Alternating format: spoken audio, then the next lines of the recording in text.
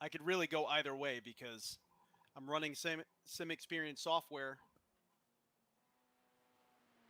to Fastest lap awesome. for Thank you, Parker man. on Thank you for subscribing. 17.62. I've been using sim experience software for my wheel. You know, I could really go either direction, but the notion of paying like $1,000 for seatbelts, Yeah, that's a lot. it is. But someone that I know just recently got one, and I'm like, listen, dude, you need to give me a completely honest opinion. Because I was even thinking about toying with the springs. Because I know was it Boosted Media? He's done springs on the back of his rig, but I don't think my rig moves enough, like forward and back, yaw and tilt, to really make use of springs to like increase and decrease tension. So I don't know if I would really feel that, you know. But I don't know. Future ideas. Yeah. I mean, Nothing there's wrong. so much you can do. Yep. Nothing wrong with dreaming a little bit. Hell no.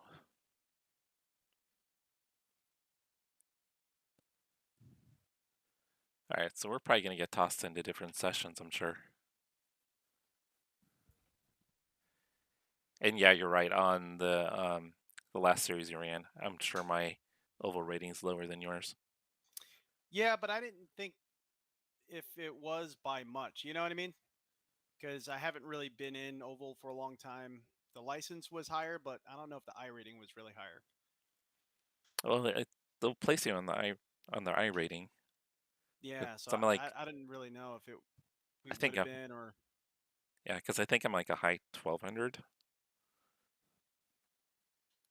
yeah, I don't know. We might have actually been in the same session then. I think I'm like a 13 something. No, I had looked and we were definitely in different sessions. Interesting.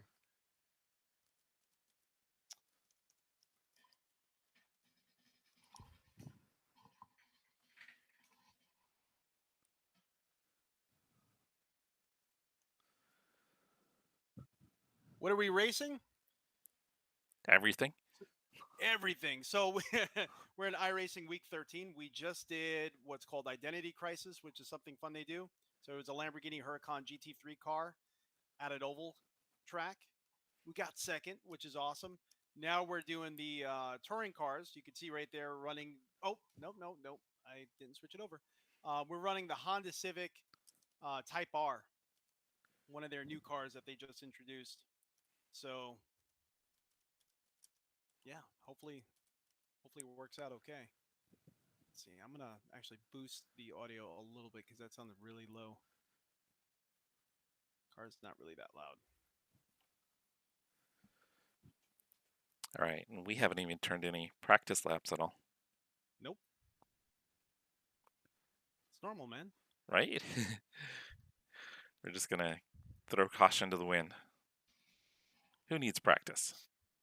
Who needs caution? I don't know caution. Never met her.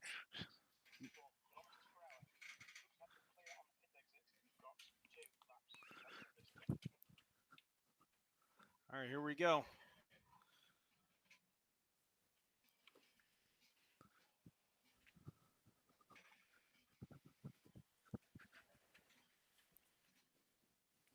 Here, actually, I want to check something graphically real quick.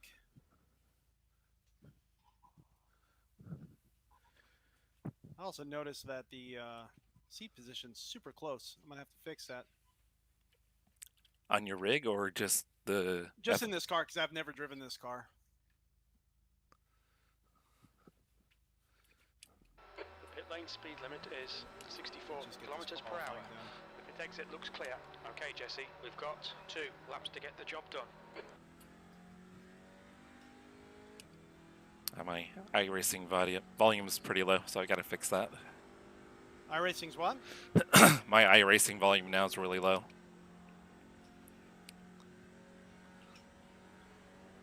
So this is the cup course, right? So we have the boot, but no boot, but bus stop, right? Yeah, I don't think we have bus stop. I'm about to come up to it. Oh yeah, there's no bus stop. Well, that's interesting because NASCAR, they run the bus stop. Nope, there's cones. Yeah.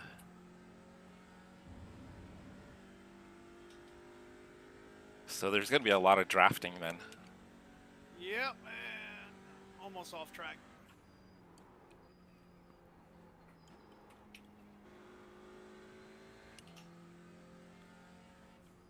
Woo! Turbo is pretty loud. Yeah.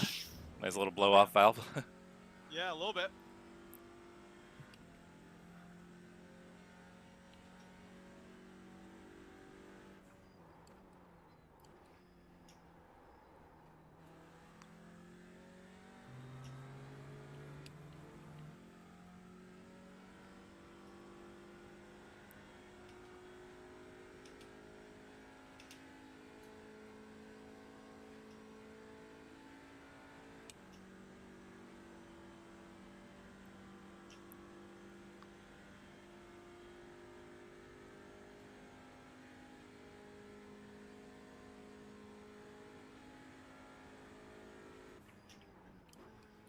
Yeah, we could have definitely benefited from some practice.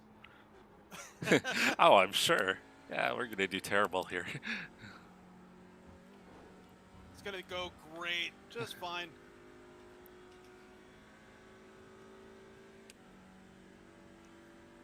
After where the bus stop is, that long right-hander, I just entered it drifting a little bit. It actually worked.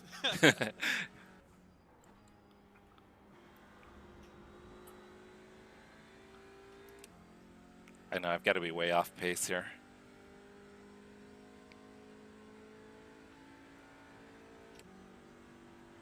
P12. That lap time was on 17.92. White flag is out. Hey, Matt, what's going on? You going to be getting on and racing soon?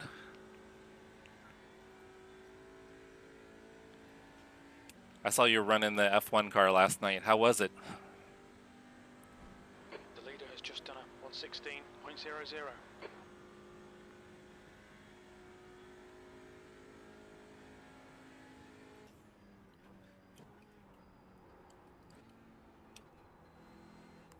Yeah, everyone else, kind of curious to see how everyone feels about that new F1 car, the Mercedes.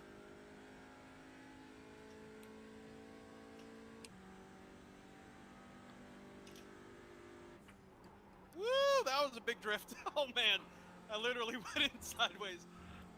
I gotta brake sooner.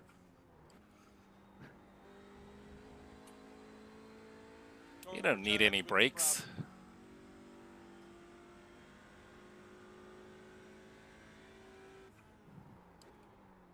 E9.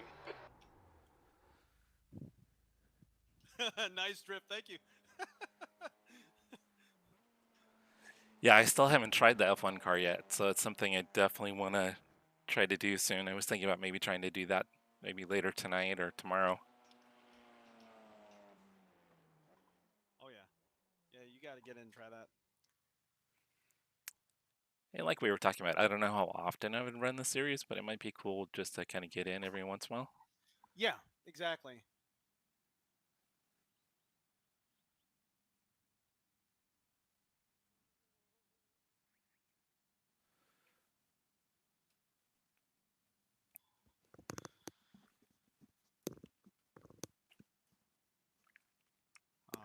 What was I gonna do? Oh, yeah. Let's go to cockpit.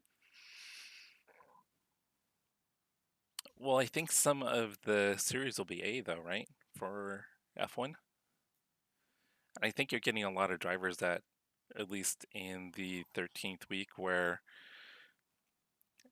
you probably have a lot of people that are fairly inexperienced, and then you have a car which has a closing rate of insane comparison to probably a lot of cars that they're used to driving. Oh, so it's only A. Okay. Well, yeah, that should probably clean up stuff quite a bit. And you'll still have the guys that think that they're Max Verstappen and dive in for corners or crazy stuff like that, but it should clean up definitely if it's only A.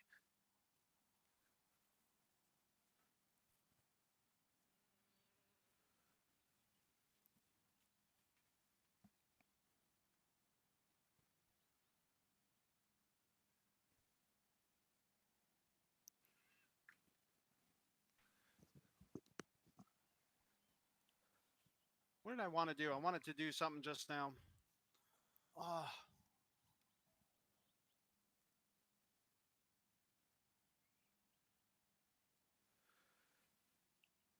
Yeah, you're going to have a lot of inexperienced drivers. So, I mean, you shouldn't, once we get into regular season, it shouldn't be that chaotic, I would think. Yeah. So Matt was saying that he was running the F1 car last night for the first time, so he was stuck with a lot of de-licensed drivers. And they were just, he said the racecraft was terrible. That's kind of frustrating.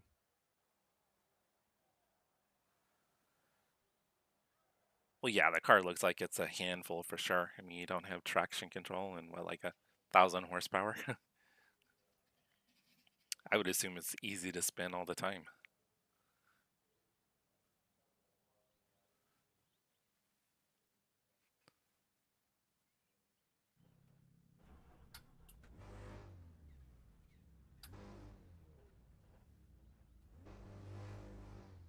Alright, so now hopefully I don't have iRacing too high.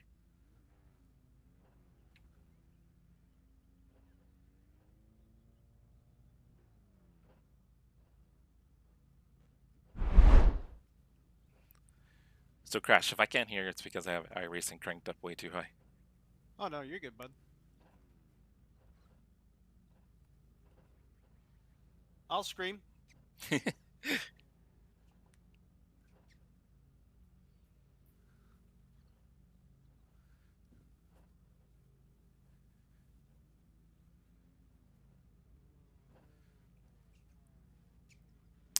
Yeah, so I was watching Oh no!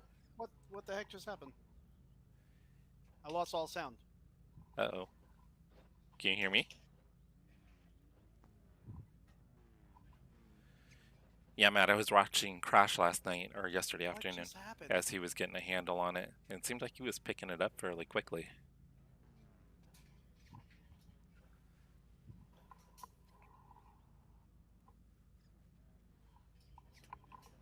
Can you hear me? I can hear you. Can you hear me? Oh man, I like lost all sound out of nowhere. The track temp now I'm like way in last place. Celsius. The air temp is I think I like hit like Celsius. a mute button on my... Alright Jesse, get ready. On my keyboard. Go! Oh, that's frustrating. 15 minutes remaining. 15 I was like, minutes what to the go. heck just happened? So everyone just took off. Left side. Well, I was P11. Still there. Clear on the left side. Yeah, now I think I have iRacing a little too high.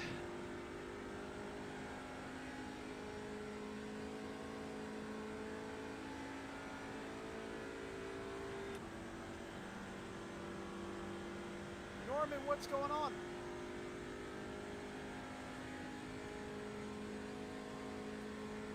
Yeah, F1 season just finished. Great start, well done. Popularity is high. There's going to be a lot of inexperienced drivers. I agree. Oh, jeez. We're done. Oh, no. What happened? Cold tires. Yellow flag, watch out. Yeah, but I think there's We'll quick need to come repair. in for repairs. Yeah. The meatball flag. We'll get back out, but we'll be way down. We had a good start, too.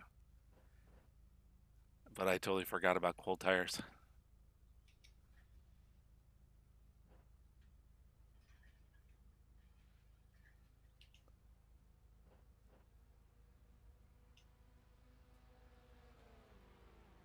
Yeah, we'll be the better part of a lap down. Yeah, Matt, he's streaming too. We were hoping to get into some of the same splits, but we got into different splits on this one. The car in front is pitting. So he's still racing, so if you want to check him out, you can find him at, what's your Twitch? RTA Motorsports. Well, RTA Motorsports on YouTube. Oh, man, I might not be... Oh, yeah. Oh, I made it. Woo! RTA Motorsports on YouTube, Crash Hawk Gaming on Twitch. Almost said Twitter. So Matt, he's the one with the bezel-free kit that I was showing you. What happened? Matt was wanting to pick up a bezel-free kit, and I had showed him one of your streams. Yeah. Just had a massive drift. through You've turn heard of the 5. YouTubes, huh?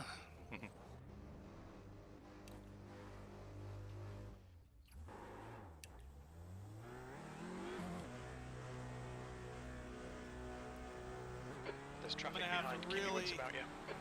The leader's brake just done a before that 116, 162. I'm like braking right on top of it. It's not enough. You gotta Fun, though. brake before Really it. good drifting. Thanks for. Norman said, wow, excellent save. Thank you, brother. Just adds to the drama, right? I guess, yeah. Let's try before the crest. Oh, that's right. I forgot that your monitors were too big. I forgot about that. We had that discussion. Monitors are too big. Yeah, he's got some older ones, so they were too, I think, too thick. Oh. I thought you meant like the diagonal size was too big. I was about to say, you can never get too big. No, he's, I think it's Crash Hawk Gaming. Yeah. Right. All one word.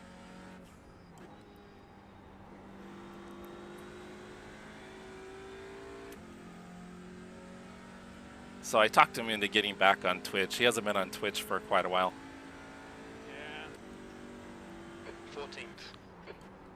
The leader has I was just looking done at a some of my old 116, streams that were on 30. there. I think they were like from Fastest 20, lap for Diaz, 115, 15 or something like that. Oh, that's a long time, yeah. Yeah, I was doing the early days of Oculus and Vive.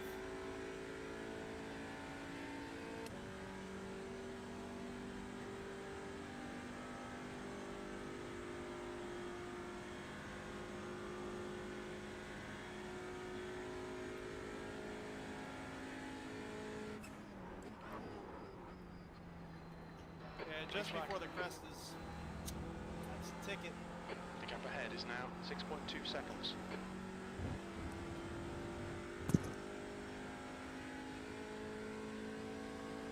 So I'm close to going to a lap down. What happened? Blue flag. Getting close to going a lap down. Okay, Jesse, relax, focus, keep it smooth. 10 minutes remaining, 10 minutes. I'll let him pass. There, I'm in a good Blue battle. flag. The leader has just done a 115.88.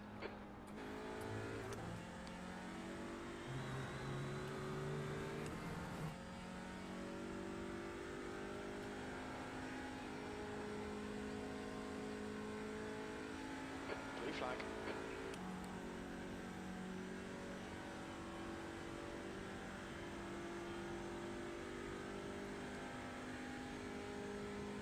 So we're just going to cruise behind the leaders here. Watch their battle.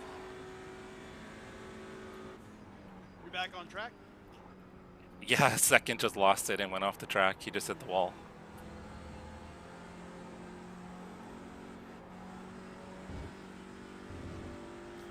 Norman said, "You seen those videos? I look the same, just older." I mean, just younger. I'm sorry. That would be kind of awkward, right? If I look older. I was watching some of my older videos, and cringe level was golden. On your left. Your clear left. Blue flag. Tried my best. I was just using like a normal camcorder. V13. One with like a VCR. No, not one of those. Not a tape one. It was one that I got from. Where did I get that? I bought that down here. I had a GoPro Hero 3 Plus Black that I used, and a Sony Handycam. Oh, okay. Old school for sure. Yeah.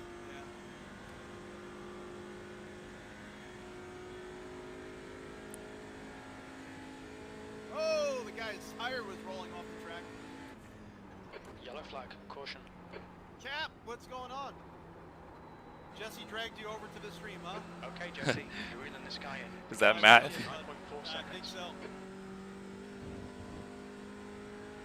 Matt's a cool dude. Thank you so much for checking it out. You're halfway home. Got plenty of fuel. Yeah, buddy. Got this guy on my tail right now. P8. Yeah, Matt and I will get on late night when he's not working Are on your left. Clear and left. run GT3s and Porsche Cups. That last lap was a 117.67. There you go.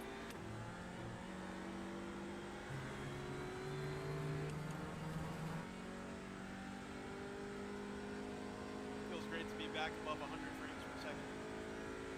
Just barely above 100.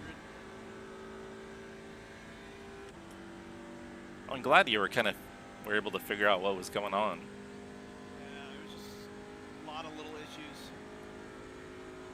So Matt, really, to be honest with you, I just race with whatever Jesse's racing. Me and him run a lot of GT3s, so Ferrari, GT3 Challenge, the IMSA series. We do the touring car series with the Audis. Apparently now I'm going to be running this on Civic, so I'm having a blast with it. Never really done too much open wheel, but I think it was yesterday I was running that Mercedes. That was a blast. That was absolutely a blast. I might have to do a few of those here and there.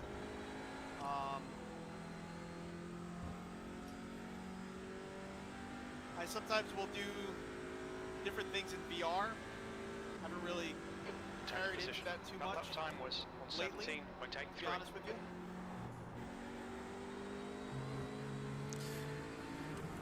And Matt, I'm trying to talk him into doing some endurance races this year. He's trying. Trying. Oh, awesome. He says our iRating is similar. Awesome. Yeah, because Matt's usually like 16, 17, 1800, right around there. Oh, wow. Enduros are a good time. We did a charity stream of that 4-hour race. That was absolutely a blast. I would love to do one of those again. Ahead is now 10 seconds. And don't What it forget, comes down to, I'm sorry, what was that? I was going to say, don't forget, we had that BMW race where we beat Roman Grosjean. Yes, we did. Well, also that charity race too, we did really good. Yeah. What did we finish? Top 5? Yeah, I think Not only in our class, but overall. Yeah. So we definitely do well, especially when we have practice. No practice here, so no Nope. joke. The guy in front is Antoniori. But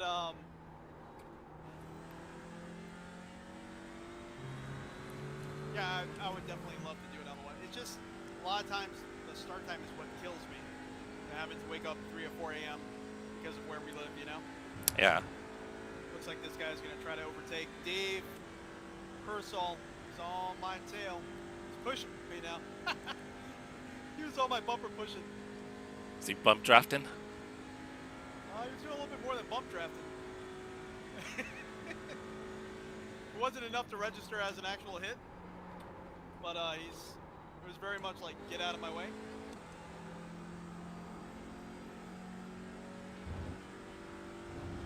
I tried to brake after that bump, and Really? I just had too much understeer. Really? Yeah, it didn't Hold the work out. handbrake, brother. I think he's got me on this one. Oh.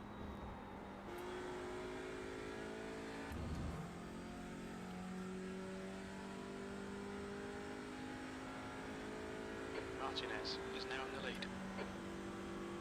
He's still on my Just bumper. done a 116.76. Just fast enough to get really annoying to him, I guess.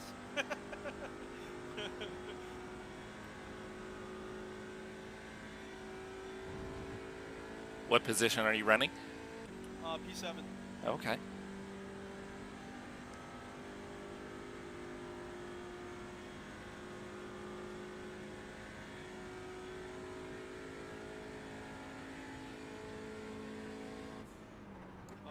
He's on the inside. He's getting me.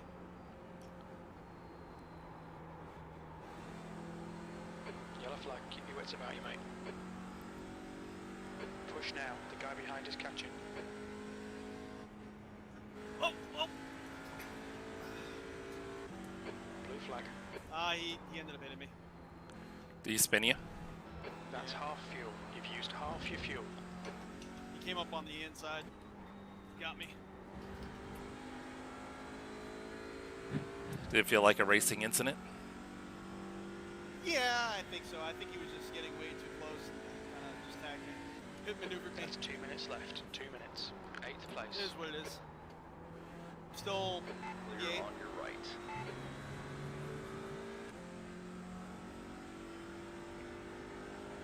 Nope, apparently I'm P6. No, it still says P7. So there's something that happened with the lead cars. Something's going on up ahead of us. They're wrecking out. Yeah. I don't know if he just crashed or not. 'Cause I don't see him on track at all. 'Cause after he hit me, I thought I saw him keep going. So my setup, Matt, are you referring to my rig? Okay, Jesse. 10 minutes of fuel If so, remaining. Careful, car on your left. Sim Clear on the Experience left Active side. Force V2. I got tachometer and a gauge set, dashboard set up here. Running the Dare Experience Design dashboard. Pro Simu T1000 3 degrees of freedom motion rig.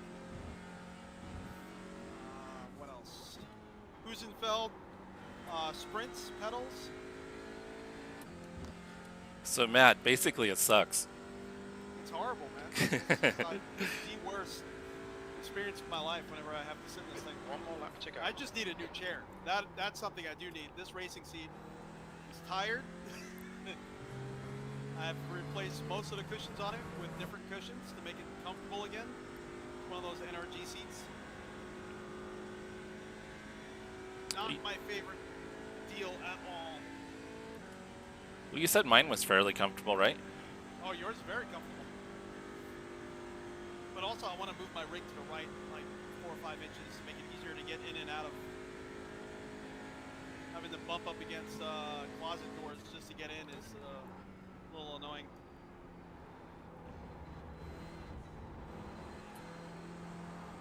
No, I am not a realtor.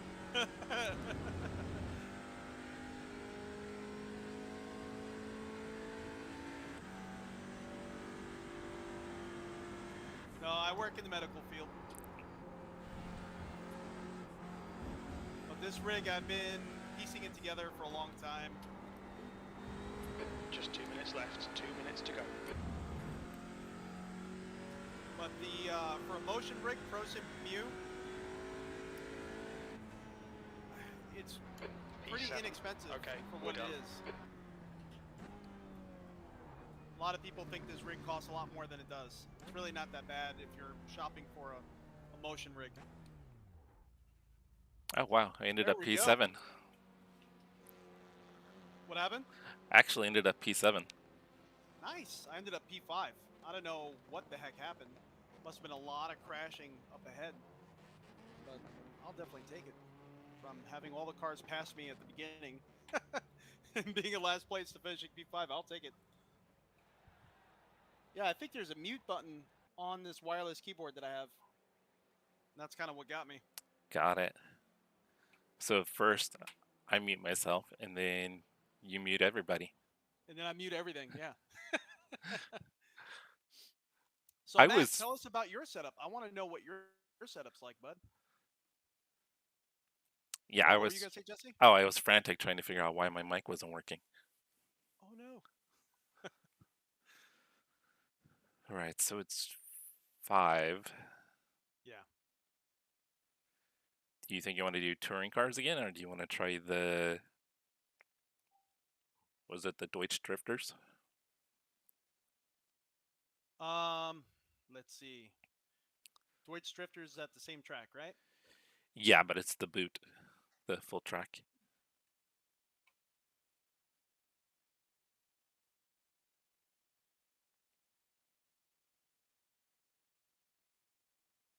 It's cool. I'm moving windows around. My whole room's changing colors. It's like a nightclub in here. I'll have to check the I'm stream having out way later. too much fun. I'm having way too much fun with it. Anyway, Hey, Monty, what's going on? How's your weekend been? I got a notification. Got a what? No. I'm sorry. After you, brother. I was just gonna say I saw that when we were out last night. I saw that Monty was doing a test stream. So he is actually practicing for Daytona 24. So he's got a team together. So geez. Yeah, they're gonna be running the Porsche our GT3. Nice. So we could be like Monte, but you can't commit. I can't commit 24 hours. Let's move up a little bit. From 4 hours, we'll do a 4.5 hour event. No, we need a team for that one. Can't just be just me and you. Oh God, We yeah. got 2 other people we need to We sell. can't do 12 hours. Yeah, that's crazy. So Monty's been working on his stream. He's been having some issues with the resolution. So he's been doing a bunch of tasks trying to get it fixed and corrected. So he said it's he said it's okay-ish right now. So what software are you using, bud? That would be my question to you. What software are you using? Matt says he's on his 3rd wheel since April. And he just got his Fanatics CSL DD on his DIY rig. Nice, man. How do you like that CSL DD? But also, why are you on your 3rd wheel? Or are you just upgrading, or did stuff fail on you? Oh, he had a TMX and it lasted a month. Oh, that's no fun.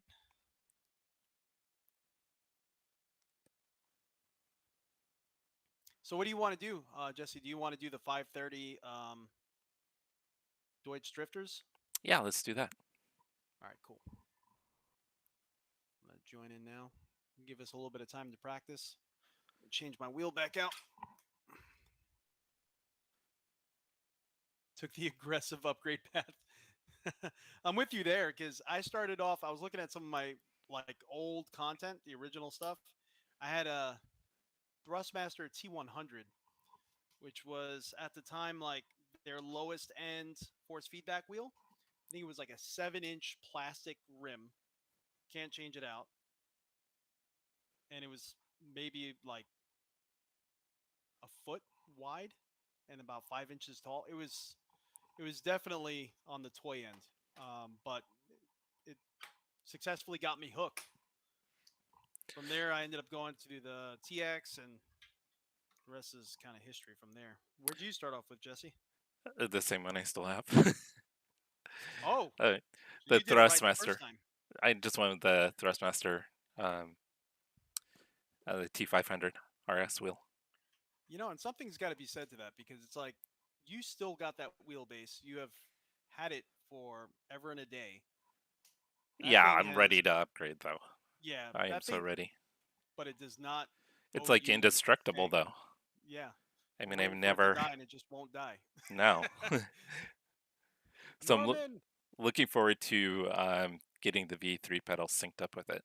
So I was planning on doing that this week and then ran out of time. Yeah. So Crash Monte says he's using Streamlabs OBS currently, and he's running 1440/60 stream. Seems a little some issues with clarity on watching the replay when he watches it back. After you watch it back, after you do your stream itself, also, what is your CPU and GPU like?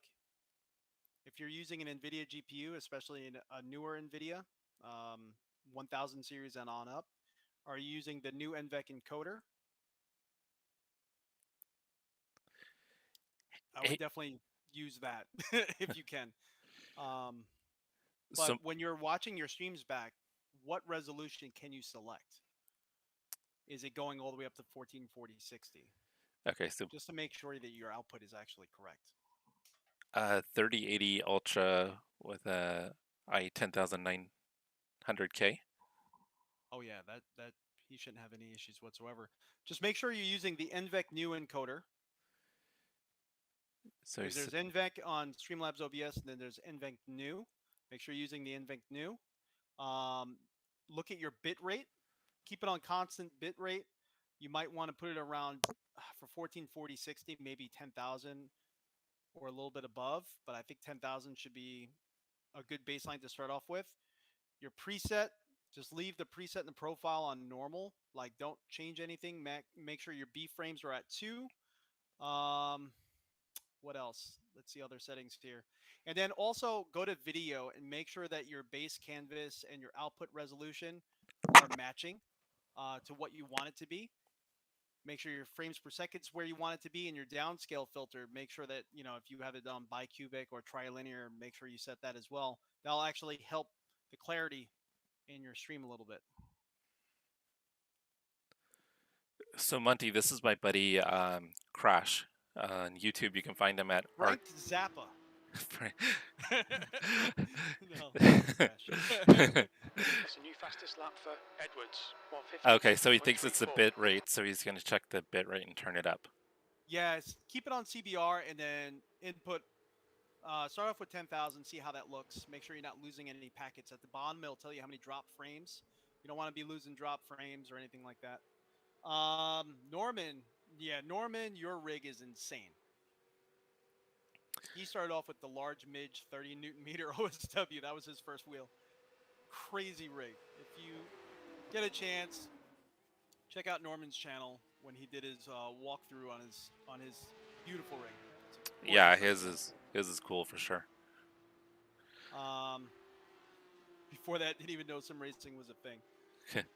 So Monty, you can find Crash. He's at RTA Motorsports on YouTube, and then Crash Hawk Gaming on Twitch. And Jesse, where can they find you from my side?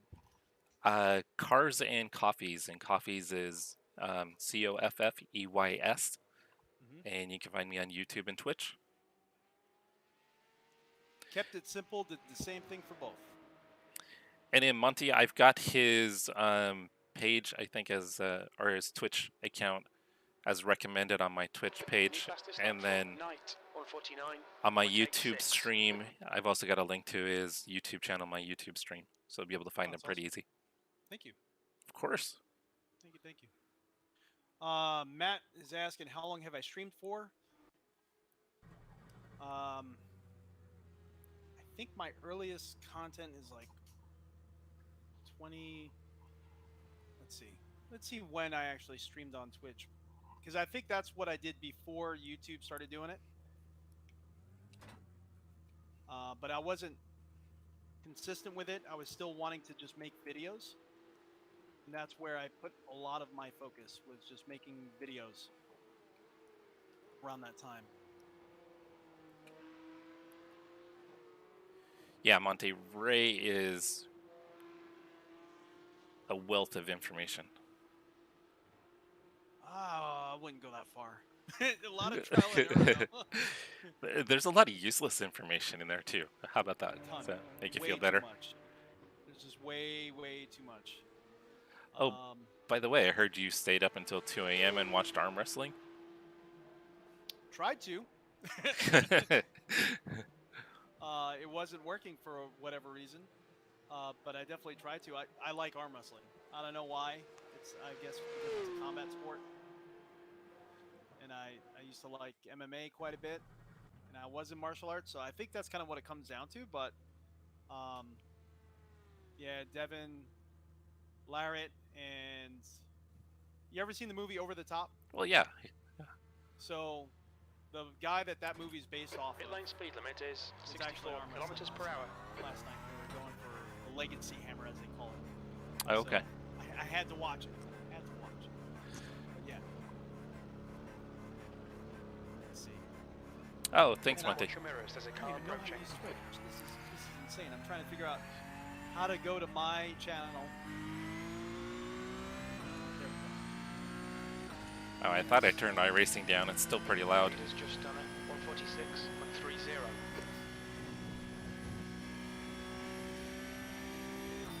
So I gotta turn iRacing down so I can hear you. So Monte oh, do said, you hear me? yeah. Oh man. Yeah, so Monte said he's been searching for a while trying to figure out that correction, so he said that he's very appreciative. Oh yeah, no problem, man.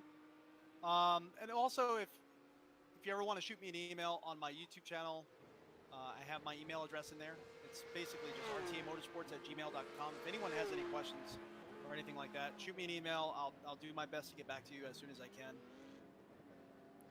It's basically the reason why I do this is just hanging out pretty much with like-minded people. And I know Jesse's pretty much the same way too. We just like to hang out with like-minded people that appreciate sim racing. That's it. So wherever I can help, I try. 5 years apparently was 5 years ago was my first stream on Twitch. I tried. Monte is RTA. This will be RTA Motorsports. And I've been making videos on YouTube since 2012, 2011, but it was very sporadic. It was like one a year. And then 2014 is kind of when I got a little bit more serious at it, but I was not really sure what direction I was going in. Didn't even build a computer at that time. And then from there I discovered sim racing, and there went my bank. Has just done it. 146.14. So it looks like we're in the same session, Jesse. You loading in? Yeah, I'm actually out on track. Oh. Do I like watching slapping competitions? No. No, I can't really say I do. No, I'm the one that'll get sucked into that when I see it on YouTube. Yeah. I don't know. For some reason, that's too cringe for me. At least I think so. I don't know. Okay, just have to remember don't I'm know not how- in the touring car here. Yeah, right?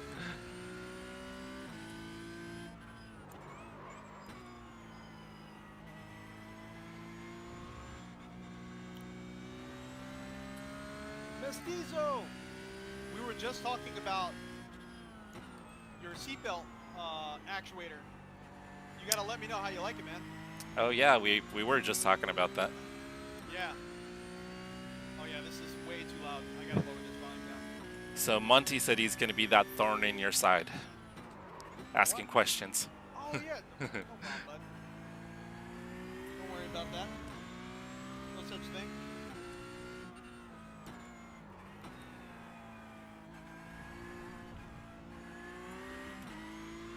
And I think Monty's got similar iRating as we do as well. Oh really? Yeah. Cool. So have you, Mestizo, have you gotten that actuator hooked up yet? Is it the Sim Experience or the PT actuator? Like really B32. looking at the PT actuator one, because it works with my motion software.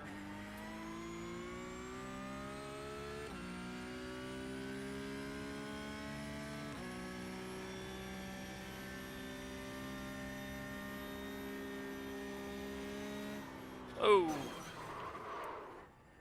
That looked bad. Can you confirm that you're alright, please, Jesse? Car got super loose up in the S's. The car volume is glorious.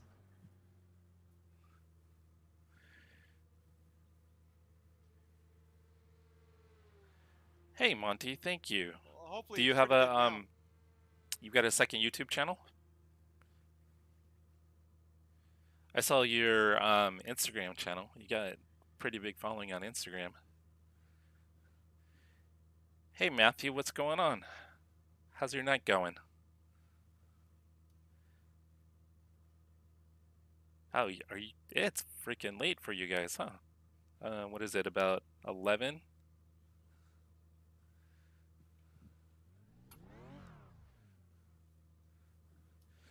So Monty, Matthew's over your neck of the woods.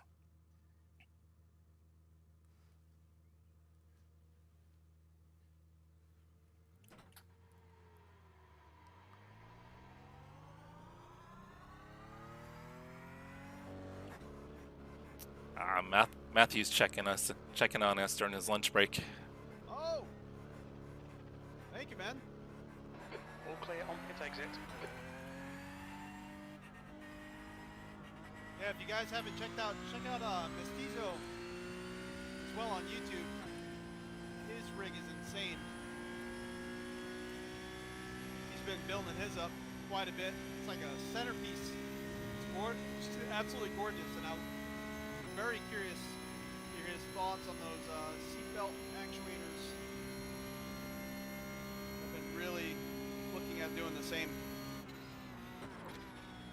Oh wait, do you have the seatbelt actuator, or do you have the Sim Experience GC? Or do you have both?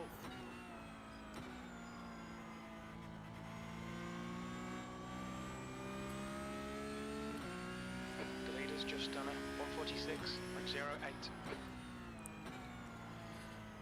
So Matthew, have you still held out on trying the F1 car? Can't remember if you tried it or not. We were talking about it the other day. So let me get off the track here. For some reason my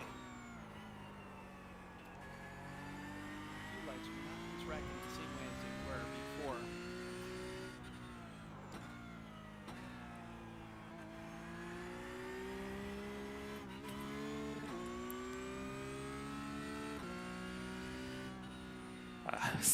Which setup, Matthew? I am just using a adjusted spa setup. I don't have one for Watkins Glen.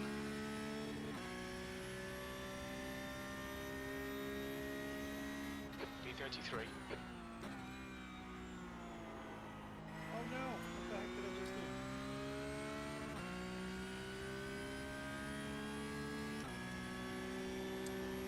Well, with week 13, it doesn't affect your SR, right? What's that? The F1 series.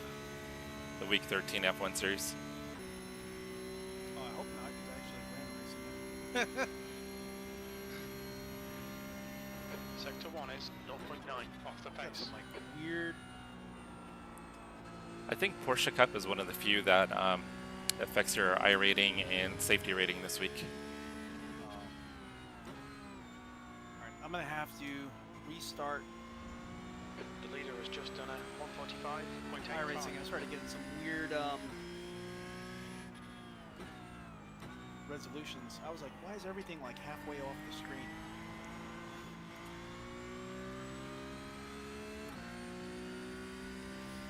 I run custom resolution because I'm not really actually doing like a full normal triple screen, full screen.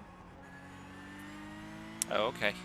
Yeah, so I go to iRacing, go in the app files and type in, but sometimes it's like changes.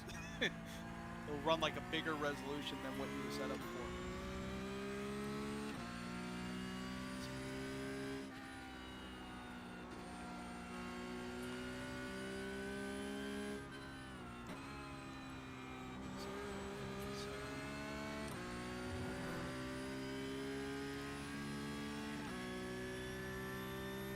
That's actually a lot of series that are official this week. B19, good luck.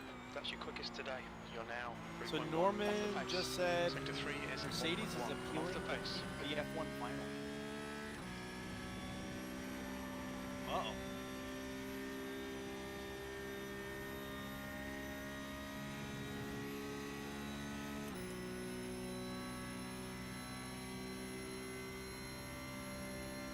Some drama in F1, huh? Oh, did you say they're appealing? Sector 1 is Yeah. 0.37 off the pace.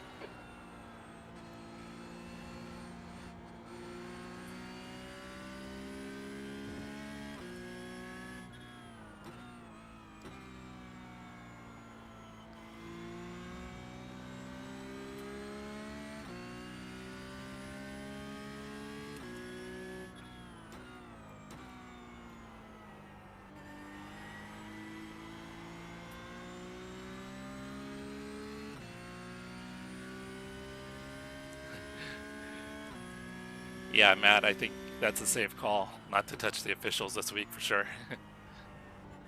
What happened? Oh, he just wants to protect his safety rating. So he didn't run any official races this week. Oh, gotcha. Yeah, I think that's a smart move. Are you moving up a license, or you just didn't want to touch your safety just at all?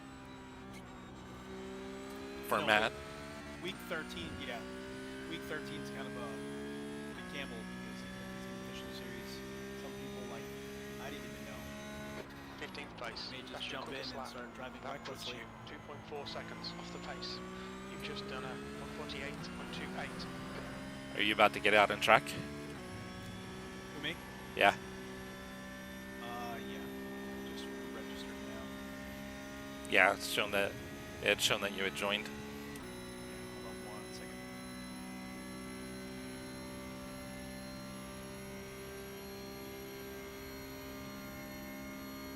Sector 1 is 0.6 off the pace. Matt, what time do you think you're going to be on later?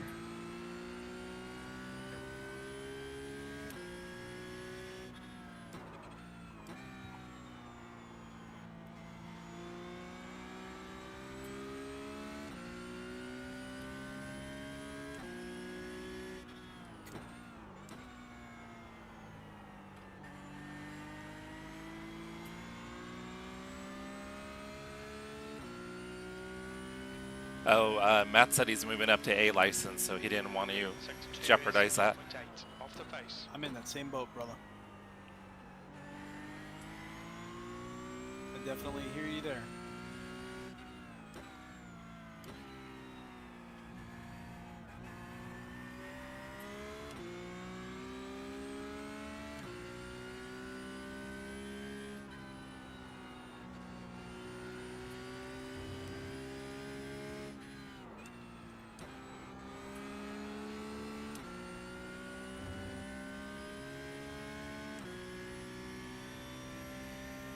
All right, you ready? Or you're already on track. P11. Yeah. That's your fastest Are lap. you? Here, I'll pull into the pits. Sector 3 is 0.44 off the pace. Oh, Matt, you better not be going down. That sucks going to Matthew's going down to B. They're not in agreement with Massey's apparent snap decision at the end of the race, which cost Sir Lewis Hamilton the final. It was a weird.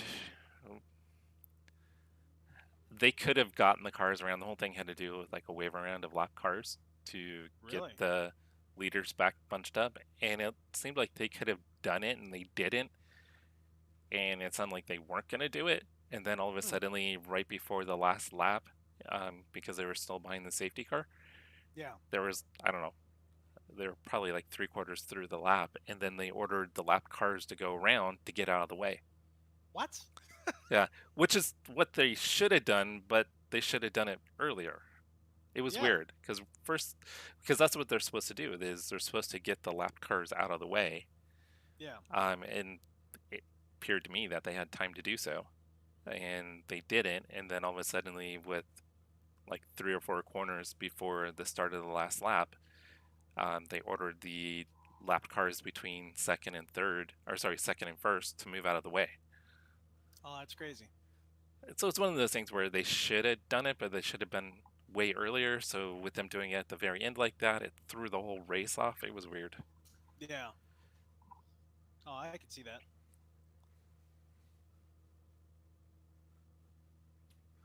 It was a little late. Hamilton didn't have a lot of time to react. I was actually excited to see Max win, and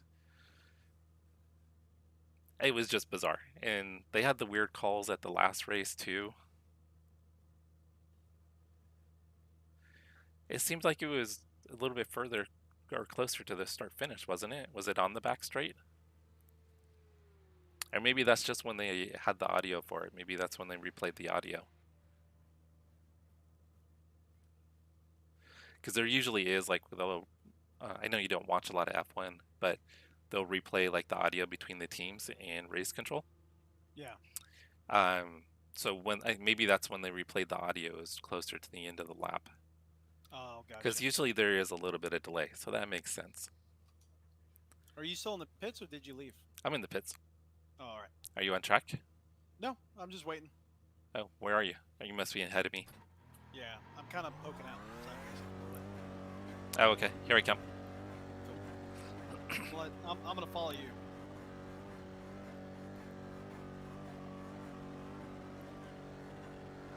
Exit's clear. Push.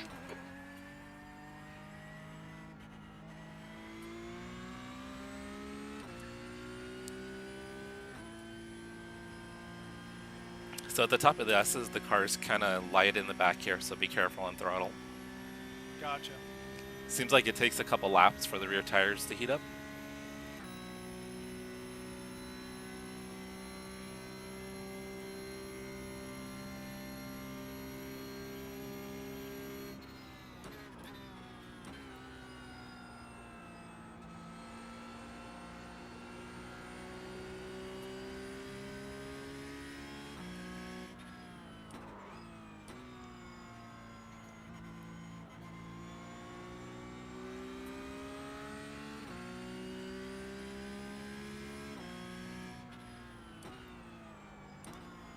Yeah, see, Matt, I must have missed it a little bit. I just remember the radio communication being a little bit closer to the end of the lap. But once again, they always have a delay on the replay.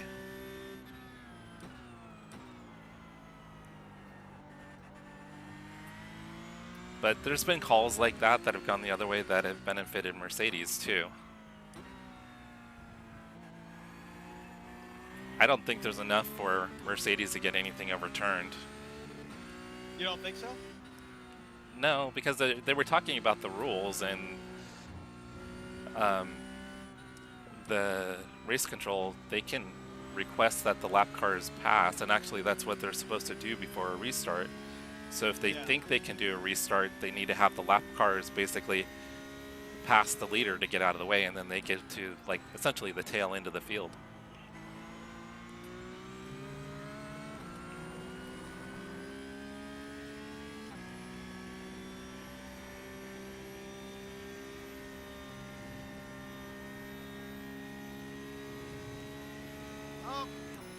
Just smacked the wall.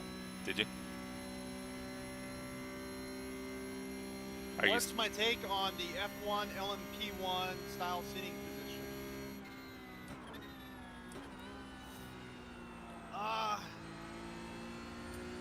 If that's what you're into, if that's mainly what you race, I say why not. But being reclined back like that, It looks so uncomfortable to me. it does, and it just kind of screams like I'm gonna have heartburn the whole time.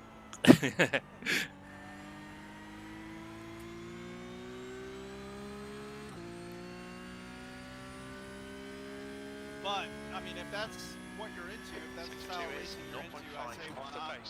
You know. And I know there's certain rigs out there, like smaller rigs, that will you could adjust your rig to be like LMP1 style or F1 style, and then I don't know. I lost it. I'll go in the pits because I have damage too. Okay. I smacked the wall. Yeah, Matt, I turned a little bit. I think you're right, Matt. It was a tough position. Because I mean, before they gave the okay for the lap cars to go around, Red Bull was complaining, and then after they got the right to go around, or the instructions to go around, then you had Mercedes complaining. Oh, qualifying is starting, buddy. There we go. Your exit's Like clear. you disappeared. Where are you Don't cross going? the white line. And I think at the end of the day, I think most race fans wanted to see an ending like that. They didn't want to see it finish under a safety car. No one ever liked seeing any race under a safety car. No, so, and also, I mean, Ray, they were tied on points going into this race. So whoever came in front of the other was gonna get the championship. It's the way it worked out.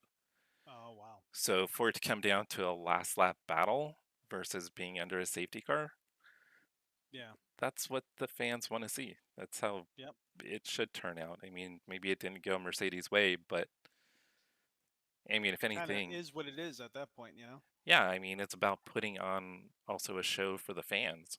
Mm-hmm. I mean, yeah, you want to make sure that the brands are happy, and Mercedes is massively successful. So I think a lot of people wanted to see a different winner in F1. And Yeah. having this rivalry between the two of them, I think has actually, I mean, from my perspective, brought more interest to Formula One. I can see that. I mean, there's a lot more people I think that are interested in Formula One that have been in a lot of years having the rivalry.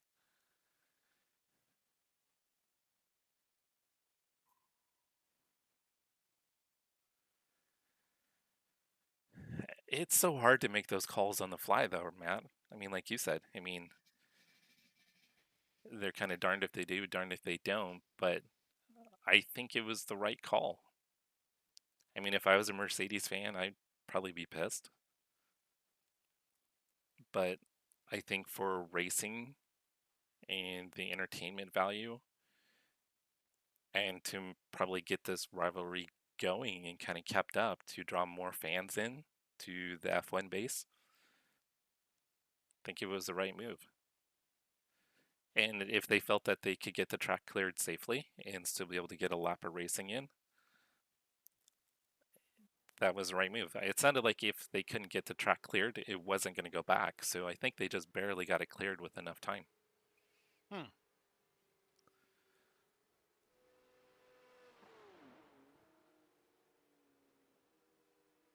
It doesn't look like we're in the same session.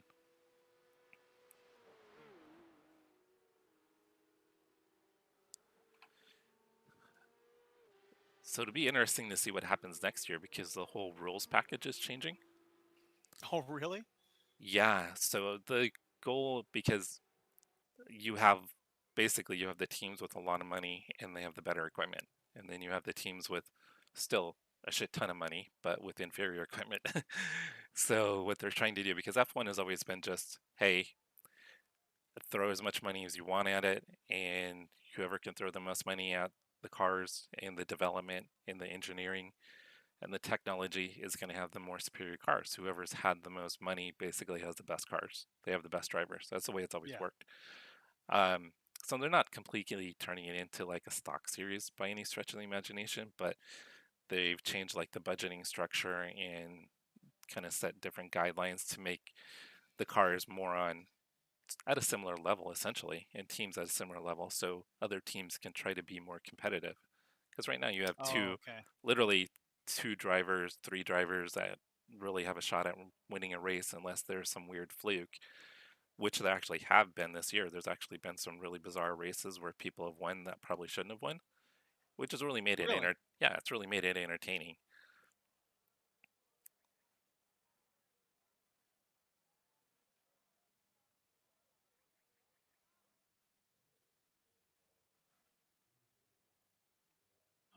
For some reason, I can't seem to get the map working on race laps for the stream. It was working just a little while ago, and now it's... That's weird. Yeah. Pit exit looks always clear. just seems to be the map. 2 laps to get the job done, mate.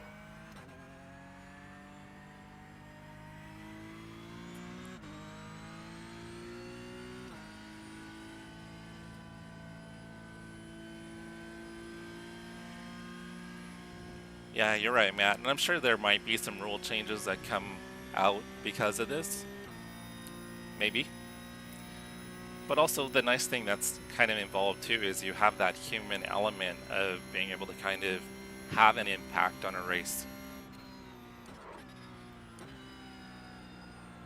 So I mean, you had kind of the human element of could they get the track cleared? And then they did, and then could they get the cars around and safely get the race restarted?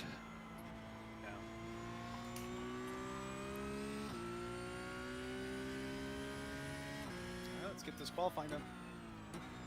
Hey Monty, we might run another one. I'll Jesse probably changed the name of his YouTube channel? No. It's Coffee, Coffeys. Norman was saying, remember that Lewis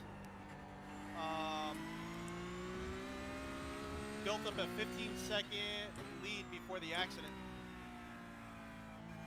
Yeah, I think Verstappen got it down to 11 or 12 seconds.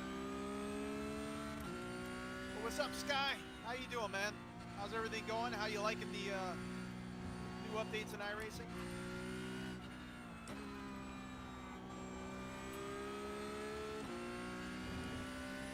So Monty, I'll probably be running some more races if you think you might be getting on.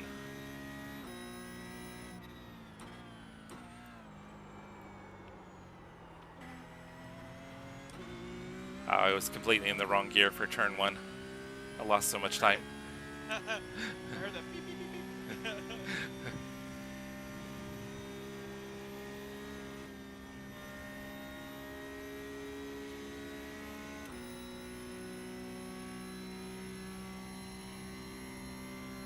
All right, Matt, we'll keep an eye out. Maybe I'll need to buy it. Maybe I'll try to run some sessions with you. What's that? Matt said he's going to be on later, running the F1 car.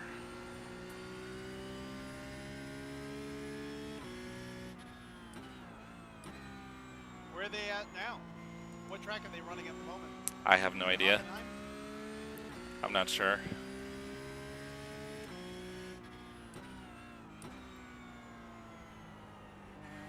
Which I think Hockenheim with that that hairpin would be pretty wild. Oh yeah. I think there'd be a lot of death in the hairpin for sure. First few laps.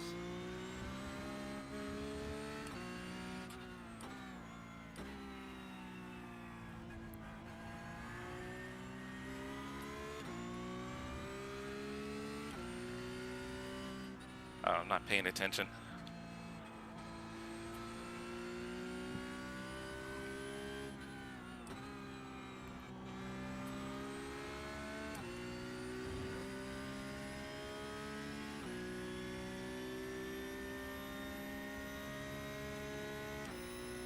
P5.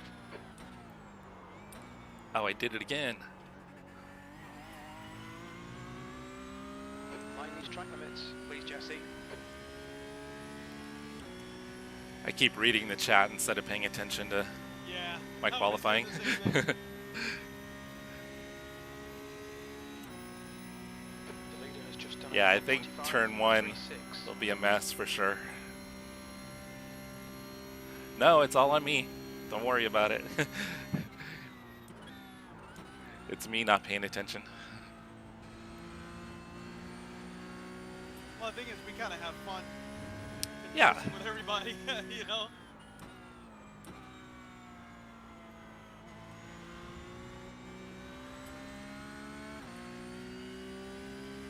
Stay in fourth gear there.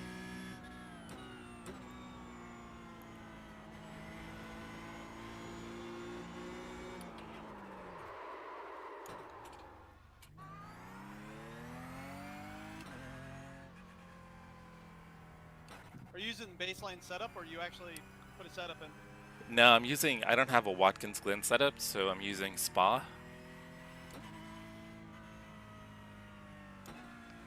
Is it working for you? It's working okay. I think maybe I need a little more, maybe more wing.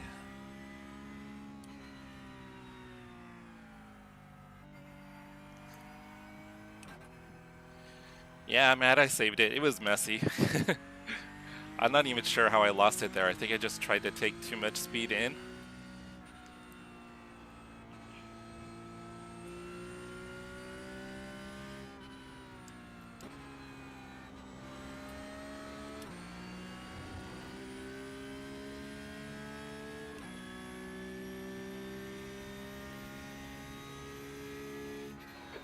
Bleeding Eli somehow lost his channel?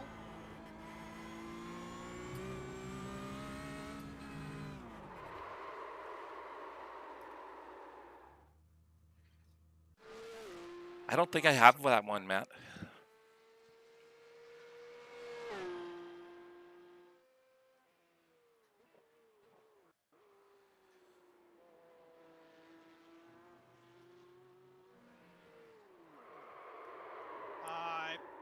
That's it.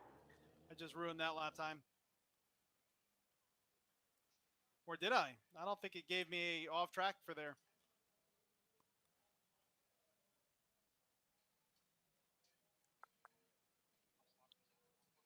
That's the end of the session. P8. Wow, Maybe that's a big runoff. Interlagos might be good. Oh, wow.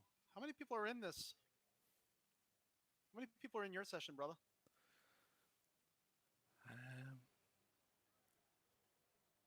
Looks like I have around... We've got 20. Yeah, we've got 20. Yeah, I got 20 also. I qualified P4. How the heck did I do that? Yeah, Road America might be good also. Oh, oh, send the link to Jesse's channel? Twitch or YouTube. But yeah, I'll throw it in. I'll throw it in chat when I post this video, so that way you could all jump across. Again, it's Cars and Coffees, COFFEYS. How'd you qualify, brother?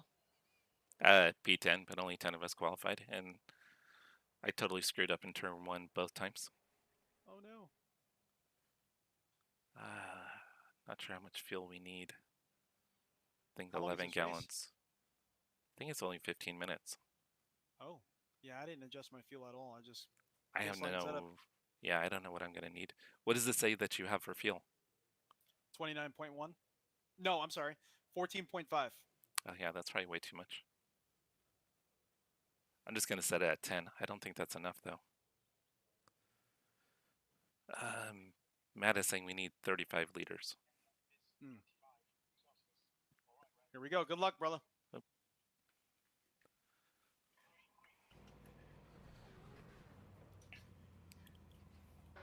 P8. Oh, that was a bad start. You really need to get Bad on with start. it. Okay, mate, get ready. Floor it. Green, green, green.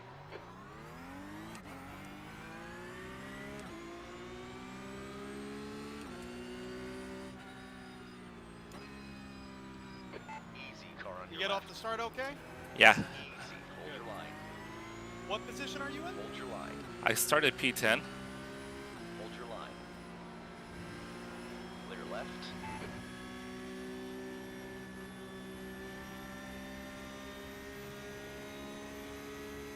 Oh, a little bit of bumping ahead of us.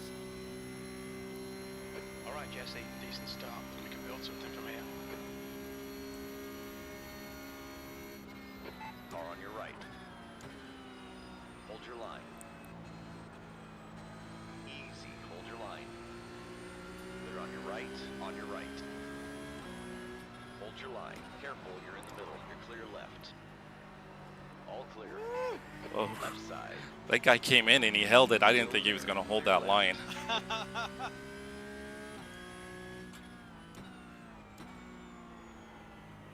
P2 just completely gave it away, just lost it. I don't know what happened there. Yeah, that guy came in and I didn't think he was going to hold it on cold tires. He came in at the full head of steam and...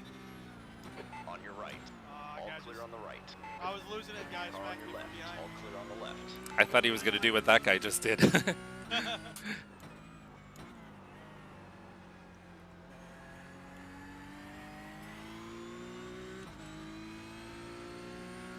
Careful, car on your right. All clear on the right.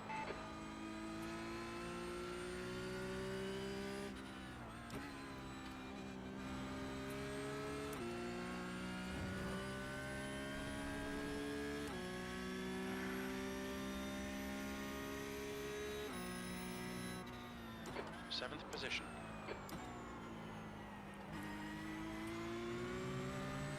I keep overdriving turn 1. Ooh, big draft behind me. Must have some rear wing damage. These cars actually draft really well. Car right. Still there. They're on your right.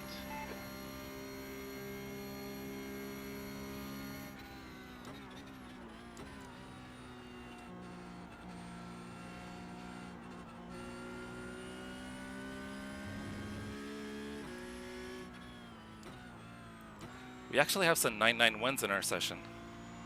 Or in my session. Really? Yeah. How are they doing? Good. There's second and third are both 991s.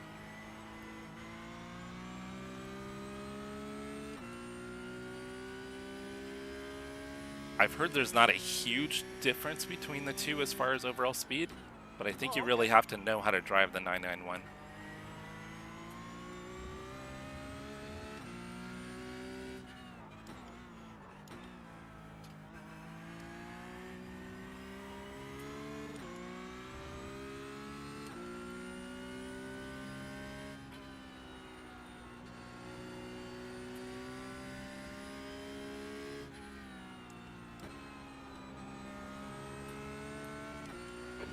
Just done a 145.73. Yeah, you've got a choice between the two. Well, that was a 147.85. The car ahead's pitting now.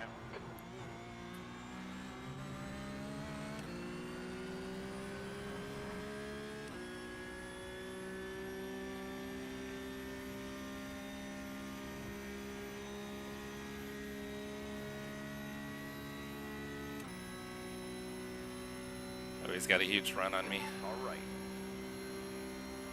Careful, still there. Clear on your right. On your right. Careful, still there. Clear right.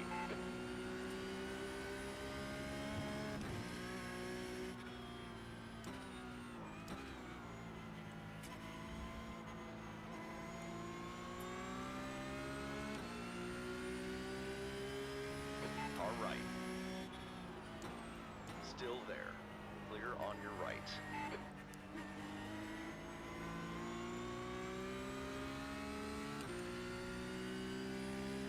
Got some pretty quick guys in here. Okay, Jesse, 10 minutes to go. That's 10 minutes left. This guy was just trying to push me off the track. I had a was guy next do. to him. I had a guy in a race the other day do that to me on the straightaway. Trying to squeeze me off.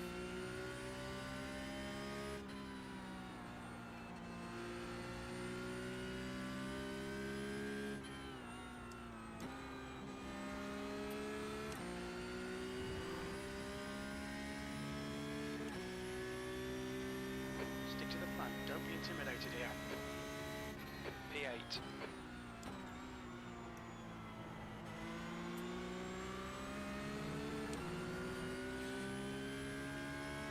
Yeah, Monty, I was terrible in the 991. I can never really get a feel for it.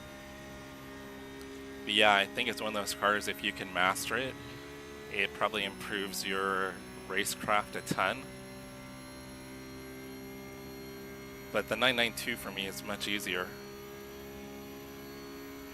Yeah, it's definitely much more approachable.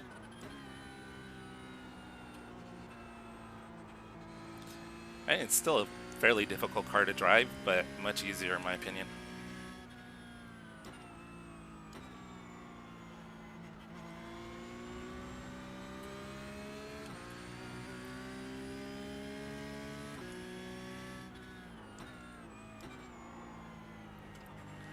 Oh, he just had a big save. Oh, he couldn't keep it. I thought he had saved it. Car on your right. Still there. Hold your line.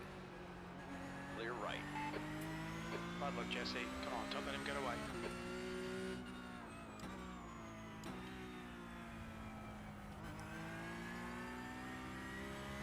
The gap in front is now 0.7. Where are you at now? What position you're in? We're in P9. The leader has just done a 145.52. I'm not quite up to speed. I think more practice would have helped. I'm sorry, what did you say, Jesse? I'm not quite up to speed. P9. That was a 148.21. Half distance. Fuel looks good. Second, third, and I'm P4, but Nice. us three are all Martinez just wrapping is each getting other's closer. position. The But I gap's think I now do have 0.5. aerodynamics. Even when I'm in the draft, I'm not pulling them. I'm just kind of staying right where I am. But they pulled me, you know? Yeah. Yeah, I mean, you want to try to stay close then in case they get into some incidents. Yep, that's what I'm trying to do. Trying to stay with them.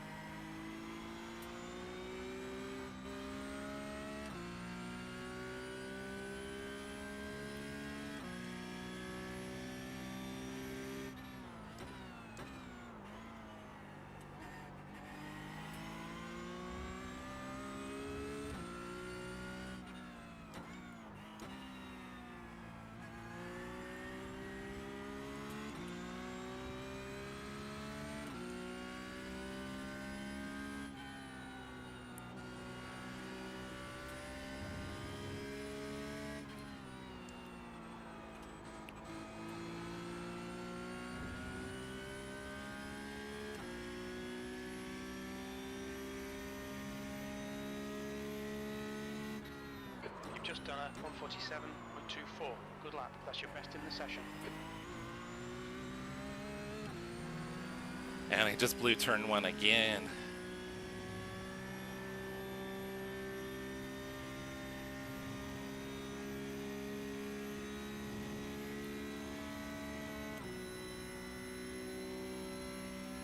Okay, Matthew, yeah, I'll give that a shot.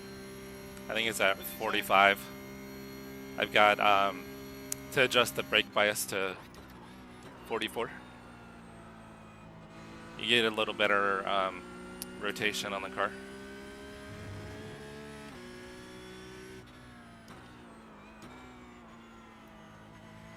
Five minutes to go, 5 minutes left.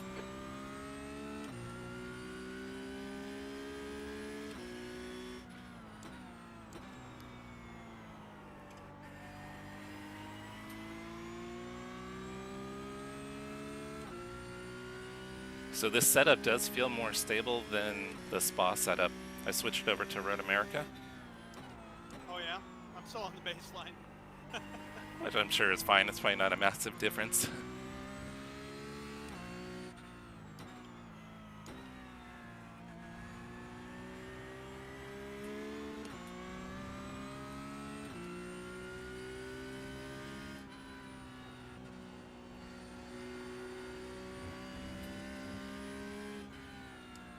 We blew our apex.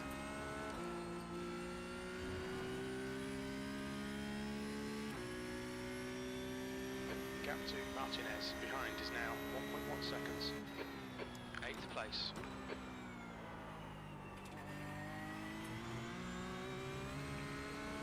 I keep carrying way too much speed into turn 1. Yeah, me too. I need to brake a little bit earlier, I think. I'm afraid to lock up, so I'm kind of easy on it. I think I'm a little too conservative. Yeah, I think 42.5 or 44, 43 might be a little hairy. You're right.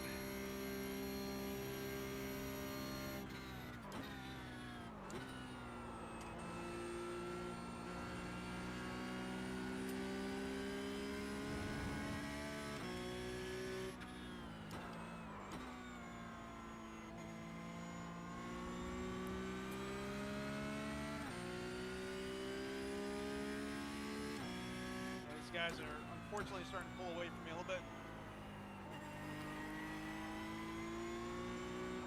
Okay, Jesse, you've got half your fuel left. Yeah, I'm kind of stuck running 48s. You and me both, brother.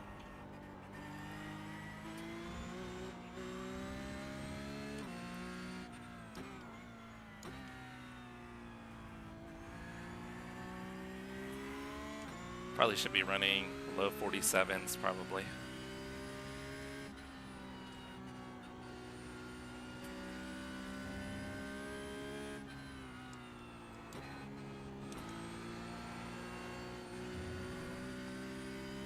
carrying a little more speed into there. We should probably stop going down to third.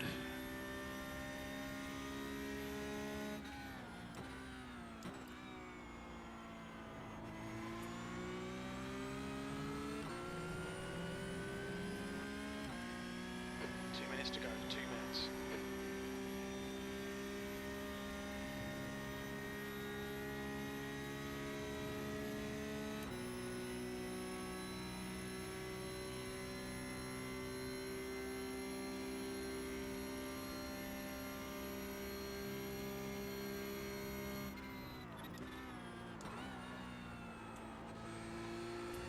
Oh!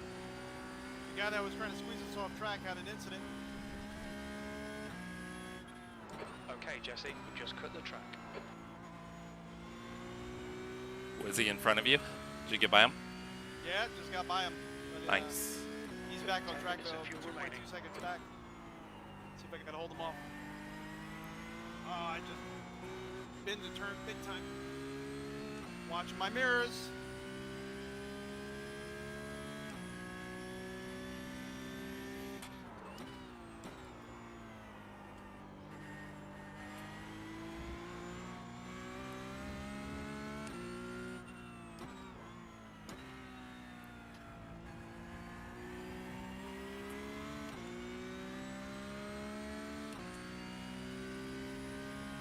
White flag is out.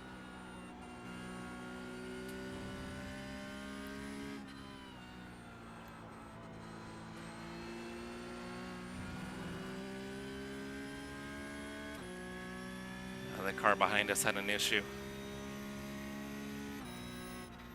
1 more to go.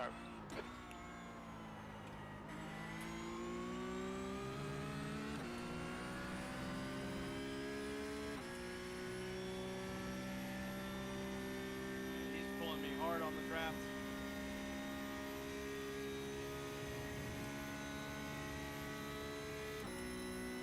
So Monty, do you think you might get into the next session?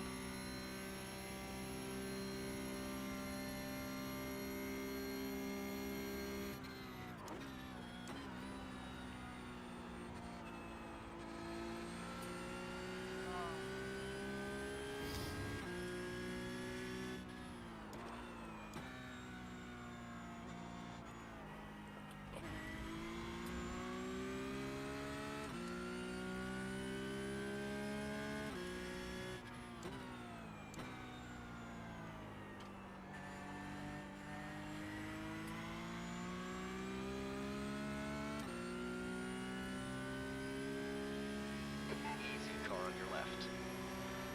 Hold your line. Easy, hold your line. Clear left.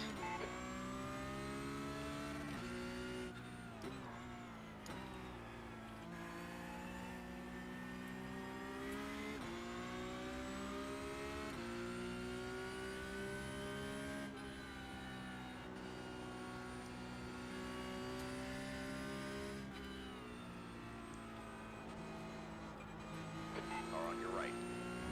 Oh, we timed that pretty well. Right. Woo! Did I just get P2? Oh wait, I got P2. You got P2? Ow! P4. P4. Okay, it's over. Good drive. Oh, so did I. Yeah, I just passed like 5 cars on the last lap. Oh my gosh, really? Well, they all Whole bunch of crashed. accidents? Yeah. Oh my gosh. Yeah, I think we started the lap P9 and then just finished P4. We got a little lucky. We'll take a little luck, right? Dude. No matter how you place, you know? A race is a race. Doesn't matter if you win by an inch or a mile. Okay, Monte. Yeah, let me know. I think I'll probably run the next one. That was fun. Doesn't really look like I have much damage there on the rear, but definitely couldn't keep up with them in the draft at all. Ben, what's going on? Yeah, whenever we were in the draft, they pulled me, but if I was behind them, I couldn't pull them. Interesting. Yeah, it's strange. Yeah, there must have been something going on because it had 4 times earlier on, so there definitely was something going on. Maybe it was suspension related. Not sure. But yeah, I'll definitely take a P4. So me and you got P4 in our Yeah. respective splits. That's pretty neat. Yeah, that's pretty cool. Too bad we weren't in the same split. Yeah, right?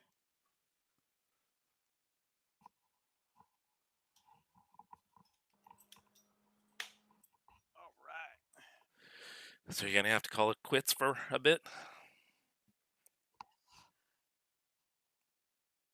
Yeah, I think so. Let me switch this over.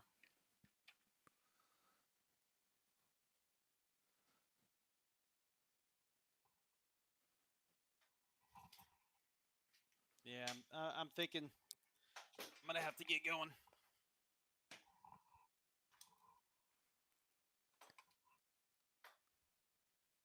Yeah, I think I'll do one more.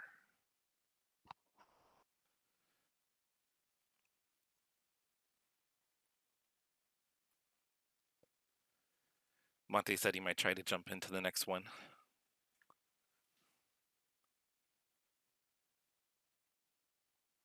Oh, there you go. And then I'm going to try to actually do a little practice here. Because I was way down on time. I think they were running like 46s and 47, so it's pretty far off pace. That's not too bad, though. Definitely take a second. Hey, Matthew, thanks for stopping by. So Ben's asking, why have we forsaken ACC? We haven't. We were recently talking, though. Yeah. We were talking about getting back into it. I wouldn't say we have forsaken ACC. We just got to go back into it and really see what the multiplayer is like. It's been way too long since we've been in it. Just to kind of see where they are as far as multiplayer goes. But when it comes to pure multiplayer experience, it's kind of hard to beat iRacing and the challenges that come with iRacing. ACC is an absolute blast and is awesome and everything like that. Just it's been way too long since we've been in it because we've done multiplayer racing in ACC a long time ago, and I know they've gotten updates since then. So we're just gonna have to go in and see what's going on, what's new. See if we get that same experience that keeps pulling us back to iRacing. Well, I think a lot of it. I'm sorry, what was that? Well, they have. There's that organization, Low Fuel Motorsports, and they've got it set up to where you can get into race sessions. It sounds like maybe that they host. Kind of like iRacing type deal. Yeah. So they'll actually basically set you up with. They've kind of copied, I guess, iRacing's iRating and safety rating standards. Oh, okay. And found a way to work that into ACC based on your ratings in ACC. Oh, okay. So it sounds like, from what I've heard, that it's a pretty good. It makes it a pretty good alternative to iRacing. It's not. It's essentially, I guess, kind of like a mod, I guess you would say, for ACC, but it's not through ACC. Well, let me ask you a question though. Does this service cost money? I haven't looked into it enough. Okay, I'm kind of wondering if that service costs money and if you could actually, if it carries over to the consoles as well. Like if they could have an iRacing type experience on the consoles, even though like ACC does, you do earn a license, but it's not the same. Like, what is it? You earn how many like stars or something like that? There was something like you have to earn so many medals at a track before then you could use that track in a multiplayer race. Yeah. That methodology kind of turned me off a little bit because there's some tracks that I know how to run from iRacing and I just wanted to run it in a multiplayer session with you. And then we're like, oh, I don't have that track. And then you would say, oh, I can't race that track either. And that was kind of a turnoff. So there would be like some race sessions that have 22 people in it and a 25 car total. And we're like, oh, let's jump in. But none of us could actually race it because we didn't do so many single player solo races there. I understand why they're doing it, but I don't know. I think that's the whole idea of the splits. You know what I mean? Having different splits. Yeah, try Categories, to group people based on their experience and speed, Yeah. essentially. Yeah. But we're just gonna have to jump in and see what the differences are. I might be complaining about stuff that doesn't even exist anymore. Well, within the game itself, they still don't offer kind of those race sessions and season championships and things like that that iRacing does. Oh, gotcha. So I'm pretty sure that that service, the Low Field Motorsports, probably is paid. I would assume it is a paid service. I can't imagine they would do it for free. But it sounds like the people that have done it have had good things to say about it. Actually, I think Norman, he was on one of my streams the other day and was talking about it. I think he's involved in it. Okay. I'm gonna have to talk to him a little bit more about it. But yeah, let me post your channel on the stream here because I know a few people were trying to find it. They couldn't find it.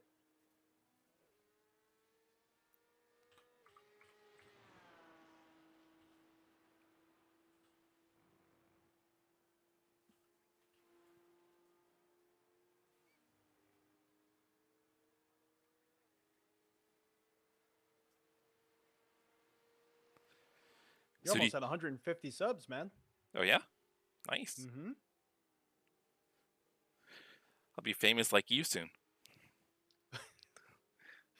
I'm hardly famous. Infamous? You're not infamous. Maybe. Let's see. Let's go to videos. There we go.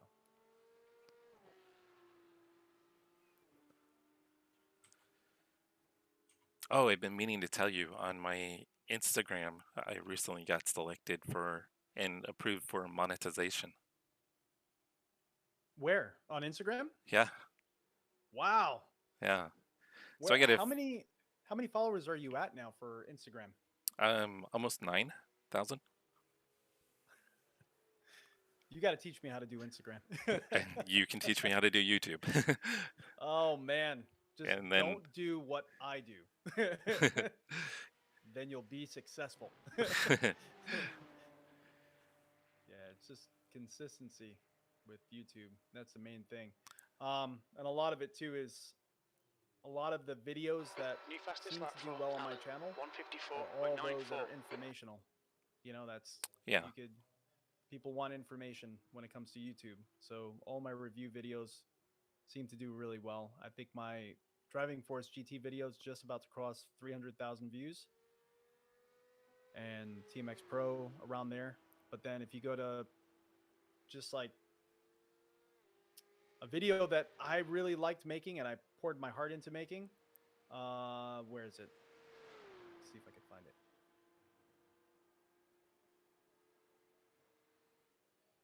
So like my track day video, for instance, I didn't really. That one took a lot to set up because I paid for different apps and tried to figure out how to get all these different camera angles in the car. That one's only got 430 views. You know what I mean? The track day video with Dream Racing, oh, that one's actually doing okay now. Yeah, I was going to say for that. Yeah, I was going to say last time it looked like it was doing pretty well. Yeah.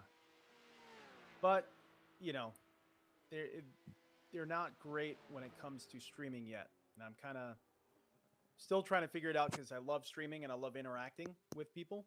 So I don't want to let streaming go. But it's definitely not just done a 146, channel, I can tell you that. Yeah. And what I've seen a lot of people do is at the end of the stream, they'll actually take the stream offline and then cut it up into a video and then repost it. I don't know if that helps the algorithm or not. Yeah. Well, I know a lot of people will do that primarily stream on Twitch. Then they'll take snippets and then post it on YouTube to help grow their YouTube channels. Yeah. Yeah. I gotta figure it out how to make it work a little bit more efficiently and better. And I've heard that YouTube's doing a lot to try to improve its YouTube gaming streaming to make it more discoverable. And I know they've been doing a lot to try to, I guess, attract different Twitch streamers over to YouTube. Well, so here's the thing with that. A lot of those Twitch streamers, what they're told is, you know, they have to be live to make money. Like you're not really making money unless you're live. So you got to constantly be live. But with YouTube, the difference is when you put a video out there, that video is always going to be making the creator money. So a lot of these Twitch streamers are getting almost because like a lot of big creators, there's creator space at YouTube, like their headquarters that have like, you know, they hook you up with like, I think it's like a production team almost like that. Like you have a person that you could contact within YouTube. You have a point of contact for them, and they could get you hooked up with different production companies and things like that. They also have at some of their home bases, like you could actually go there and rent studio time to do different projects. I don't know if they still do that with everything in the world going on, but I know that they were doing stuff like that a while ago.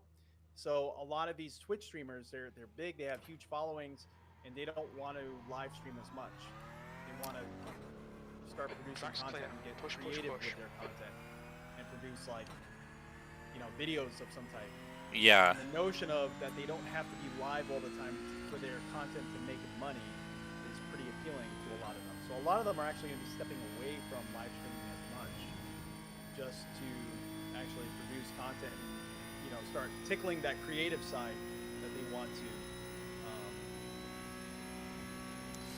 I would love to see YouTube really get aggressive with their reshaping their algorithms specifically for streaming, or maybe just cut the two apart and have two separate, like you want to watch streams, you click this and it's a whole different UI and basically almost like a different app. I don't know what they need to do, but the leader has just done I can tell you it's been a sharp decline since almost every time I stream too, I lose subscribers. But yeah, it's been a sharp decline since I introduced streaming, but I don't want to stop.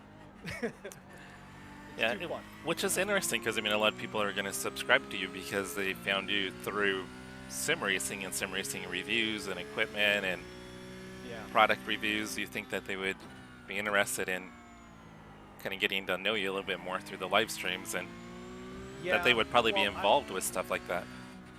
Well, the thing is too is you could actually track once you go above 1,000 subscribers and you start getting monetized. There's a lot of things you can track on YouTube, and the actual not through YouTube search, so that's people actually searching something and finding your channel, but YouTube advertisements themselves, like actually pushing the algorithm, it has gone way down.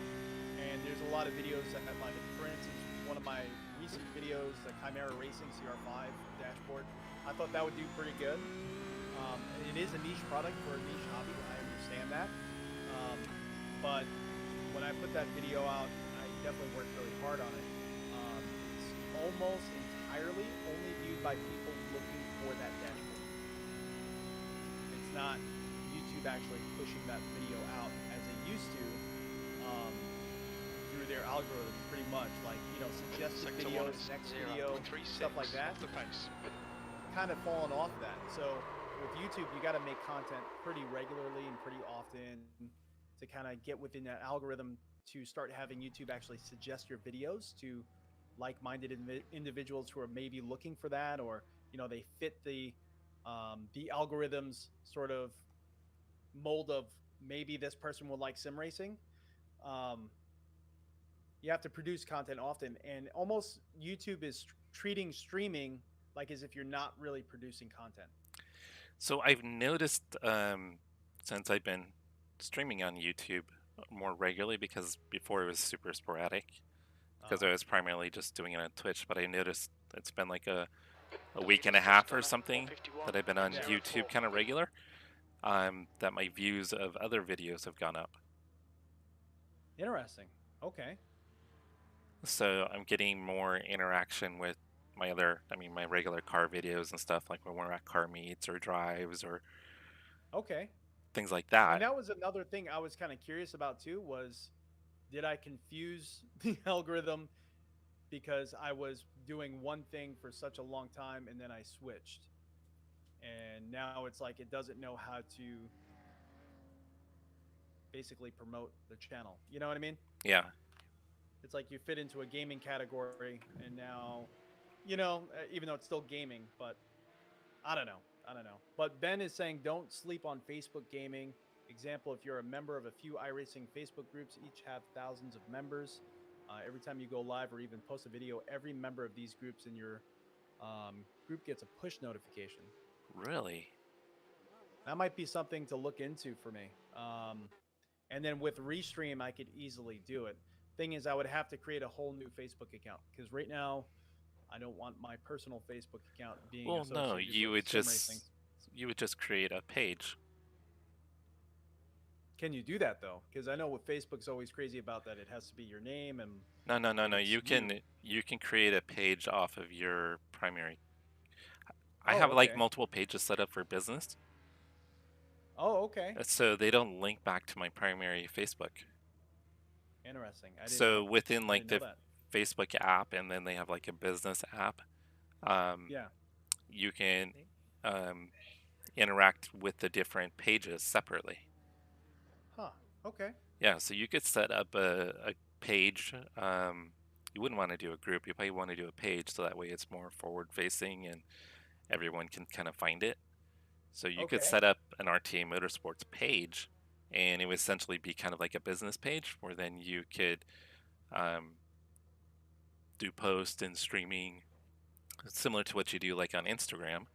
Obviously, Instagram, you don't really have the streaming aspect, but you can do regular posts like that, and all that stuff is kind of discoverable, and Facebook will recommend different things, or if you're looking or searching for stuff on Facebook, you could be discoverable. I haven't looked into the streaming at all, so I have no idea what that would be like. But Yeah. was it Ben, what he was saying? Like if it gets Yeah. a notification to other people, that kind of makes sense because like I belong to some like the local car groups for like Cars and Coffee and Dreams and Drivers, and if people post in there, even if I'm not friends with them, I'll get notifications when they post. Oh, okay.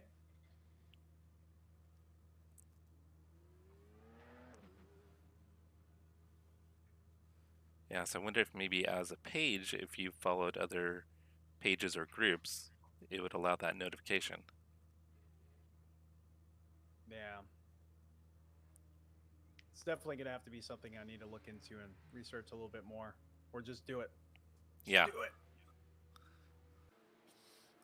Well, probably kind of like what you're doing with Twitch a little bit, just kind of just getting back into Twitch and maybe using that to help people find your YouTube page and help improve your exposure on YouTube.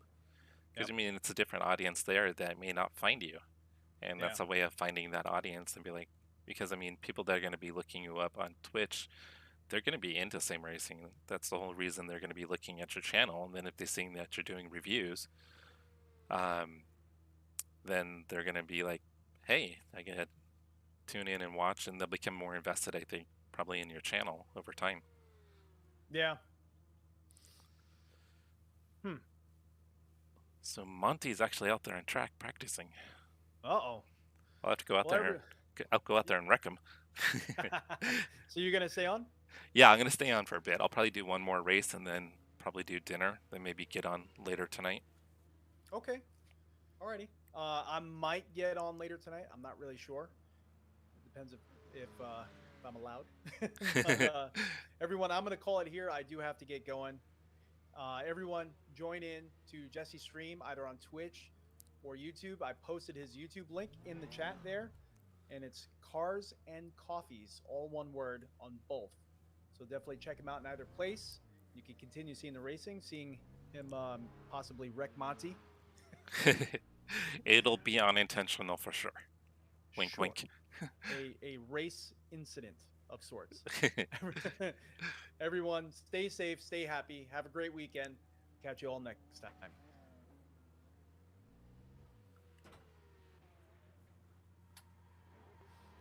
All right, Jesse. All right, it was fun. You have a good one, brother. Hey, you too. Don't cross the white line. Have a good night. Left side. You're clear left.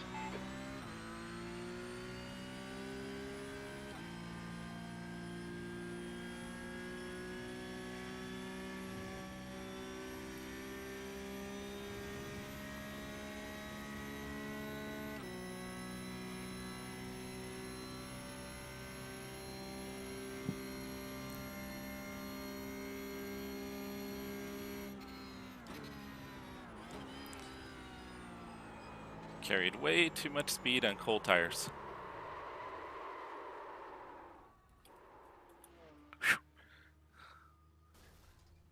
Whew. We almost killed that guy.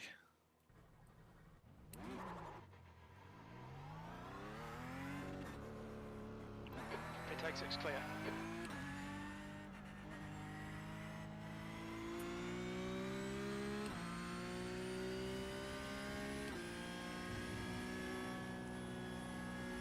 Gotta remember the first lap in this car is pretty sketchy with the cold tires.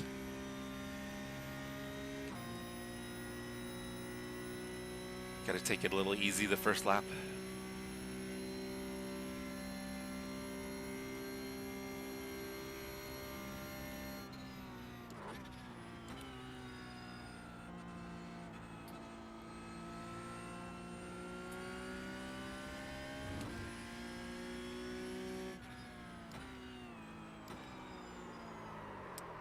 And so much for taking it easy.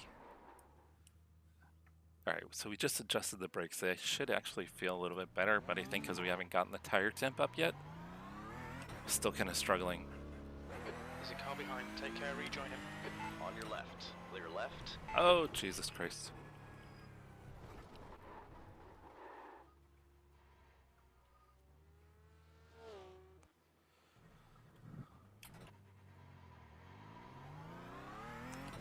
Let's see if we can get a lap in here. Pit exit is clear. Push now.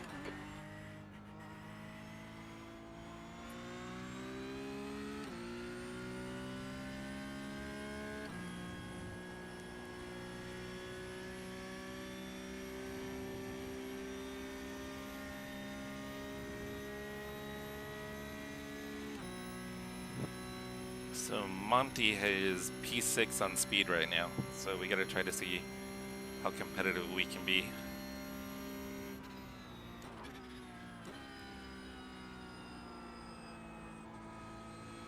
Just gotta take it easy here.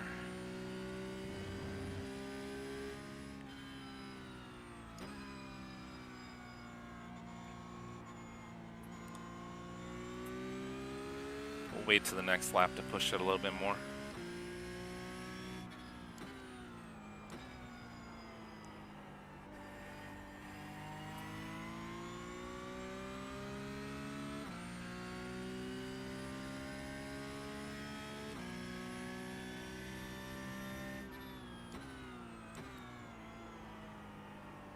Yeah, brakes feel better getting into there.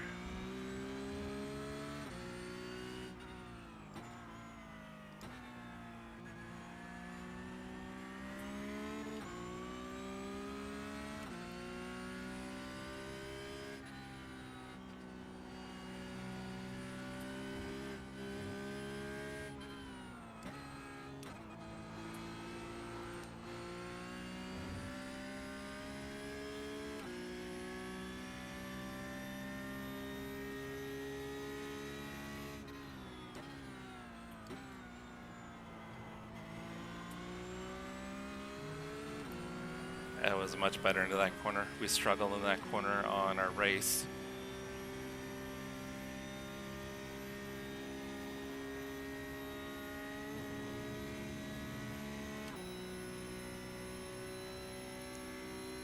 So we were able to carry a lot more speed that time.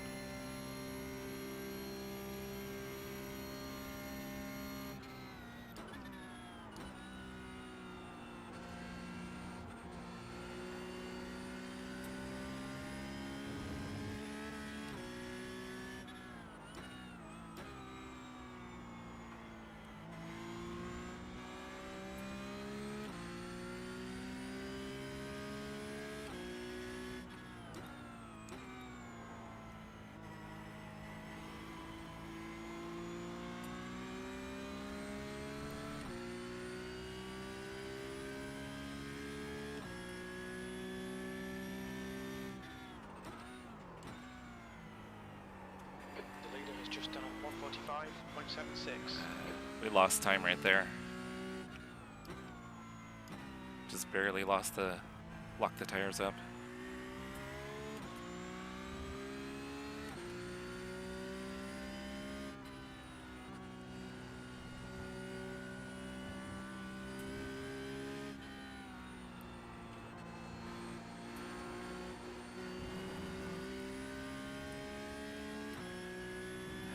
That'll be a low 47.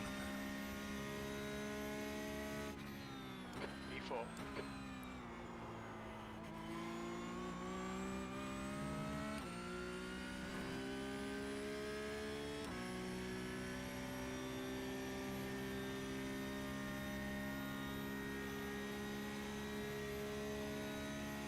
See if we can benefit from the draft right here.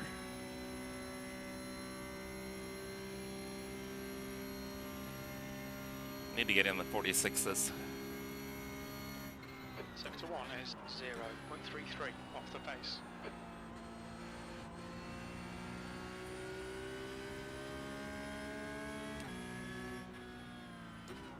Car on your left. All clear on the left. Ah, we lost time there.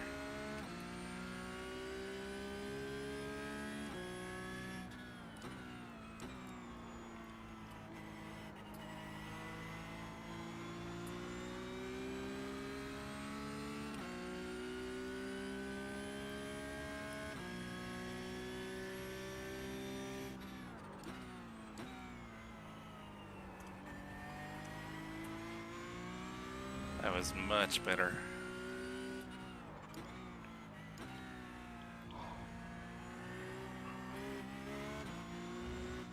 That was a little rough.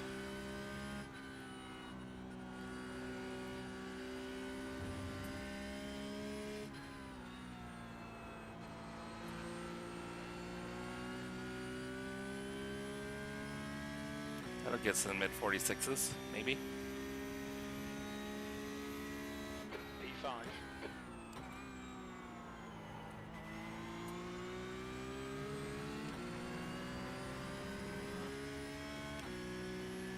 Kind of feels like the track is getting quicker.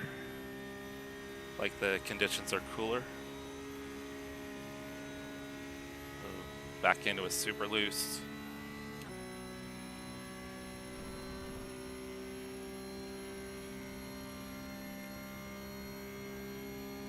Sector 1 is 0.37 off the pace.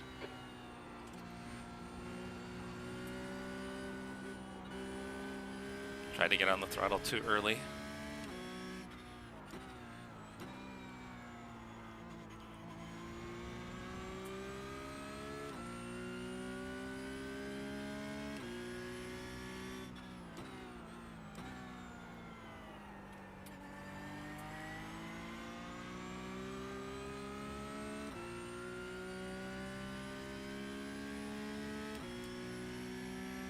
We need to find a tent in Sector 2.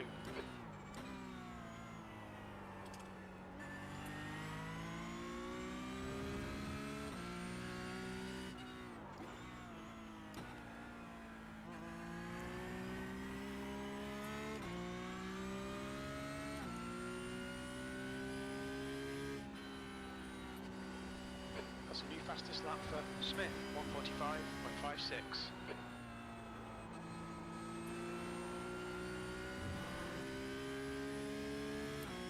Alright, went faster that lap again. P2, that's your best lap in this session. You're currently 0.8 off the leader's pace. Sector 3 times okay. Whoa. I didn't expect him to jump out of the way right there.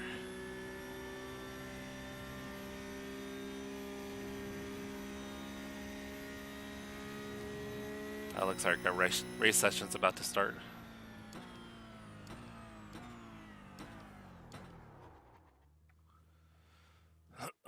Excuse me. Alright, so we just ran a low 46. I think the conditions are kind of ideal.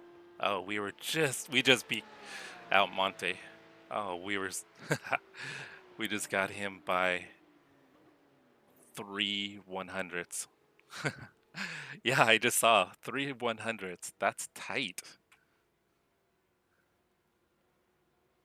It felt like the track was getting quicker though. Felt like the conditions were improving. So I think I benefited from that on my last couple of laps. All right, I'm going to take a quick break. I'll be back in just a couple minutes.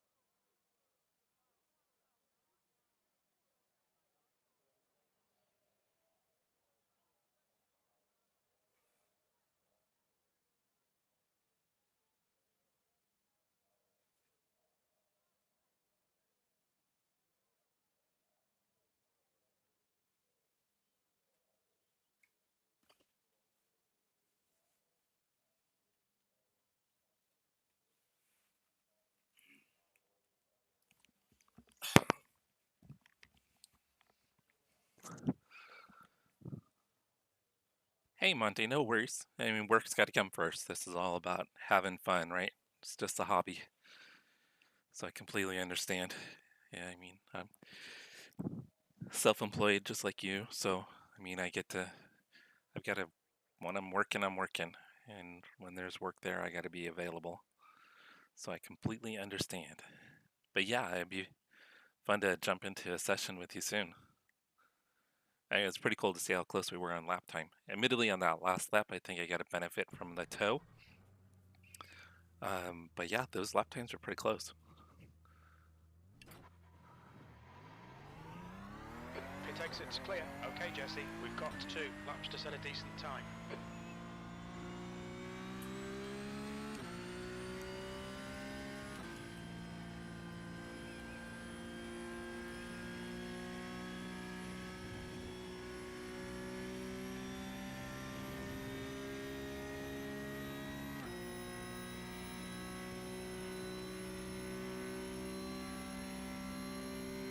Yeah, I'll do that sometimes during the day. I'll watch my friends as they race.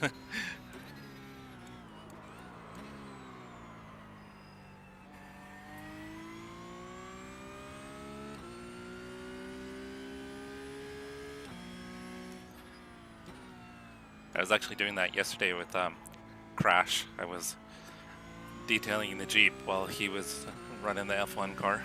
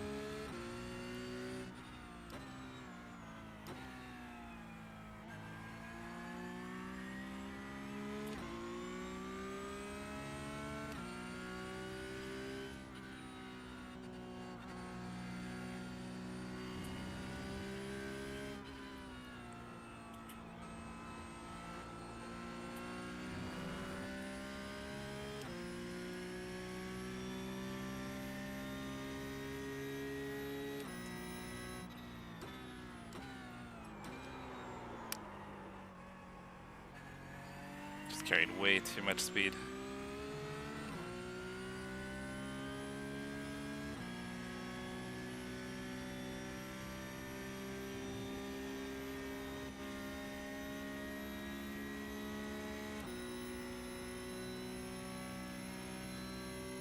Yeah, I might give the iRacing setup a shot. I feel like I need a little more downforce with this car.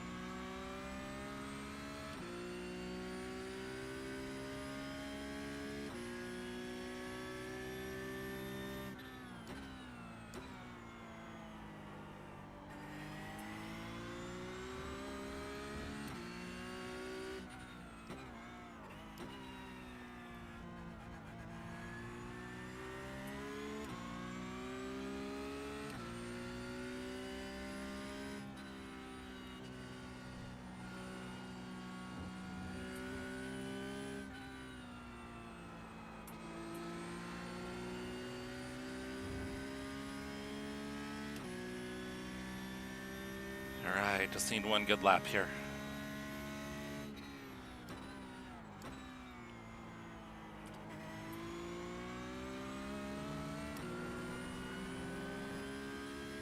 Probably could have been a little more aggressive with turn 1.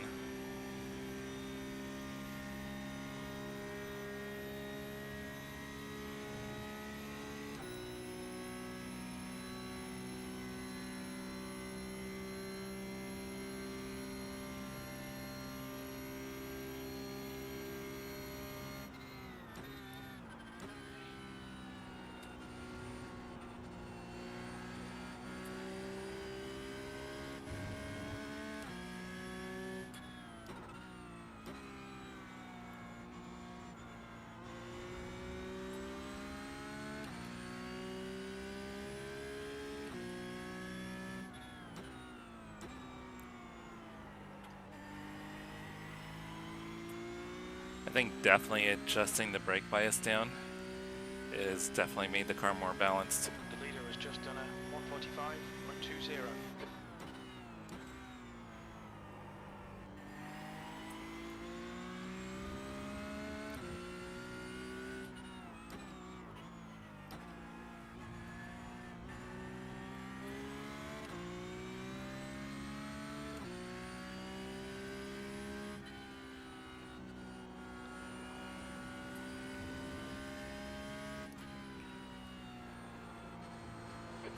Just done a 146.20. I carried just a tiny bit too much speed into that last corner. P2. But we did run a 46 flat, or pretty much a 46 flat. Yeah, that's what I'm at, 44. I was running 45 before, and it feels like the balance is way better. Braking is much easier. The car seems to rotate a little bit better. 45, it seemed like I needed more room to brake. Yeah, turn 1 is definitely key. We're down to P5 now. Damn, these 991s are quick. So I'm a full second off pace, and that felt like a pretty good lap. So qualifying was between a 45 flat and a 56.5. But the 56.5, I think, was probably someone that maybe is a little more inexperienced. So everybody was pretty much between a 45 and a 50, with most cars between a 45 and 47.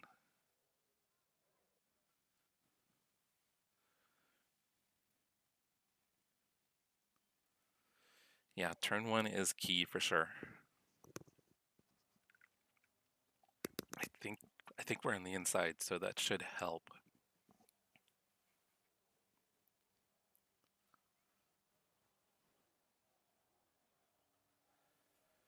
I think if we're on the inside, that'll be helpful, even though it seems like if you're on the outside, sometimes you can get a better run up into the S's. You can carry a little more speed.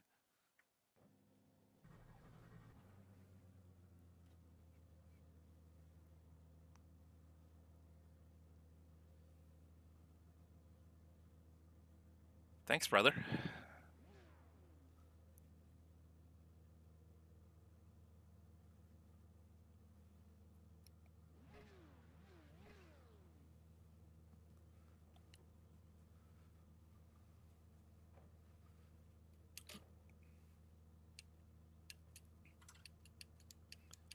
What's going on here? My gear shift is not working.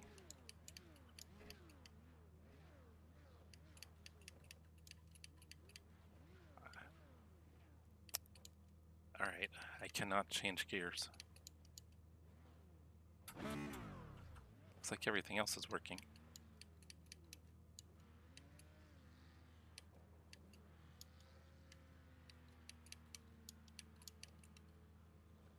This is not good.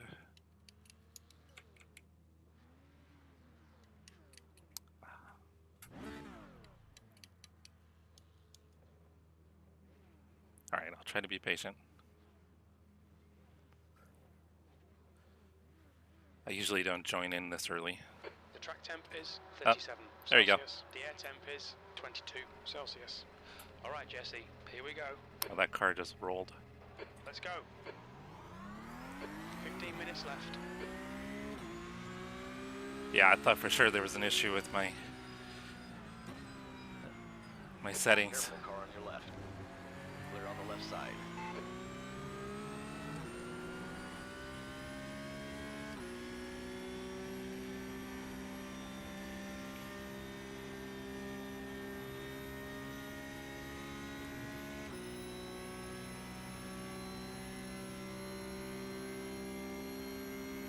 Yeah, I thought for sure that we were doomed. We were just going to be sitting there on the front stretch all by ourselves. Oh, jeez.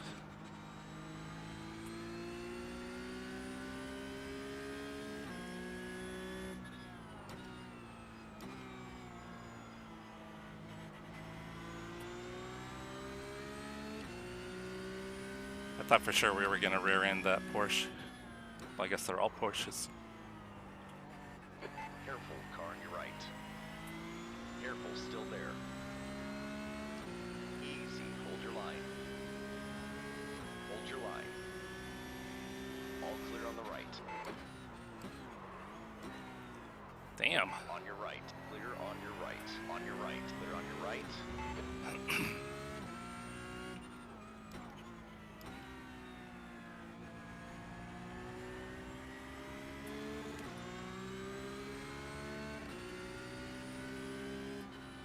Left side, you're clear left.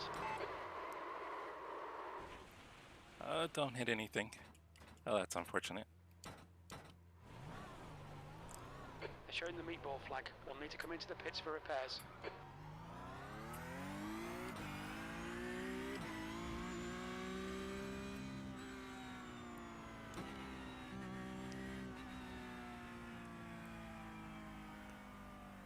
Engage limiter. Black flag. We'll need to pit to serve the penalty. Oh, come on.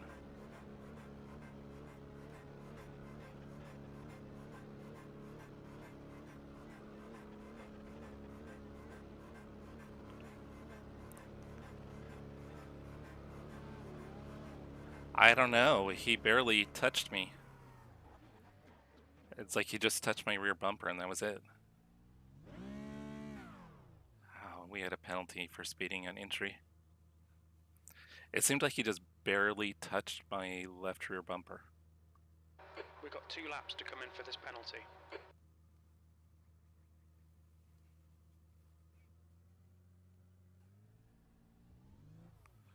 Oh, this is killing me.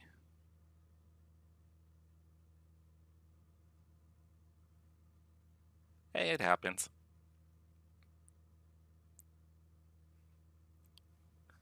iRacing gods, they giveth and they taketh.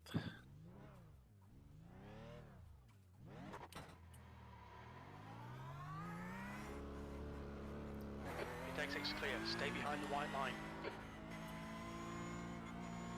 I also put myself in that position too for blowing that one corner.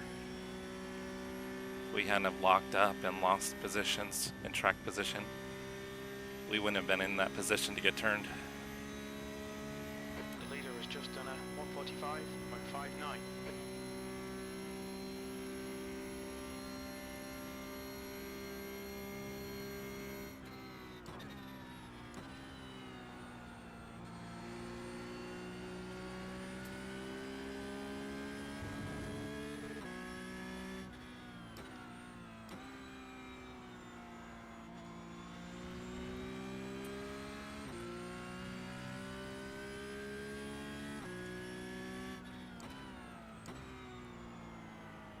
Car ahead's pitting.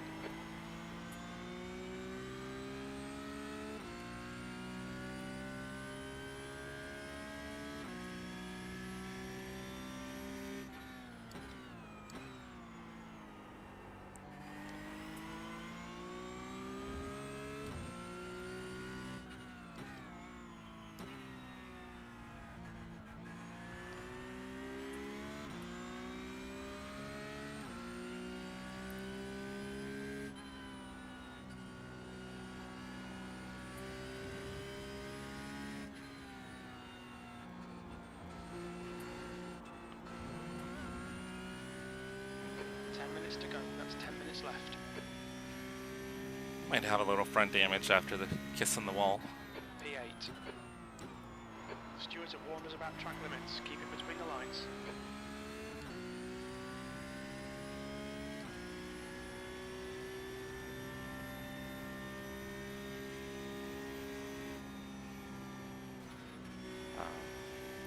Yeah, the car felt unbalanced. We just hit the wall again. Fastest lap for Smith, 145.13. It says we've got wheel damage, but it feels fine.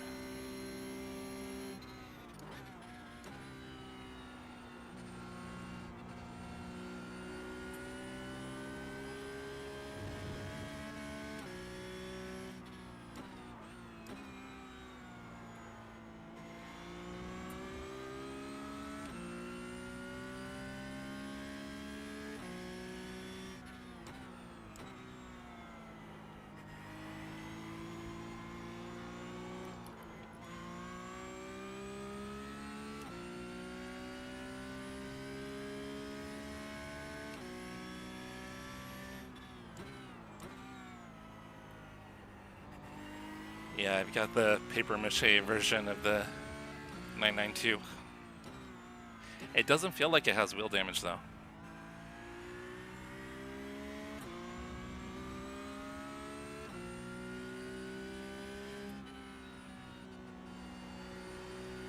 I think if anything, I probably have a little aero damage.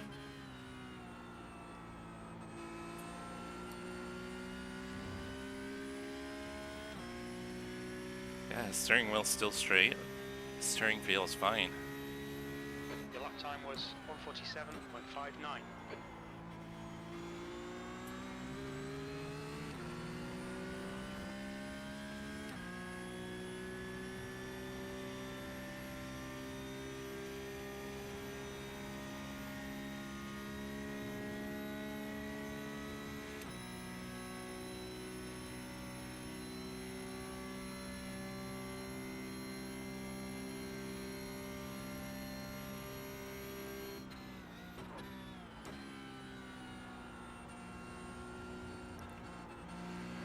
Okay, Jesse, that's half distance. You're looking good for fuel.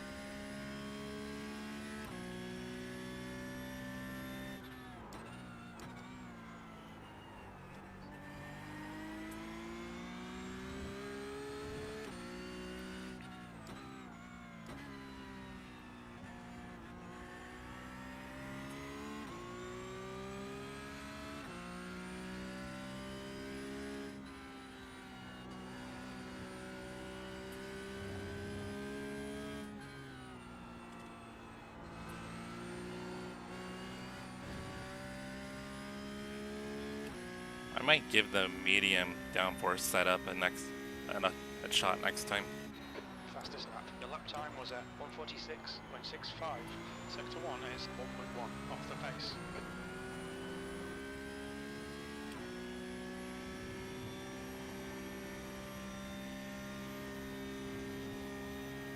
At least want to check to see what they have the wing setting at.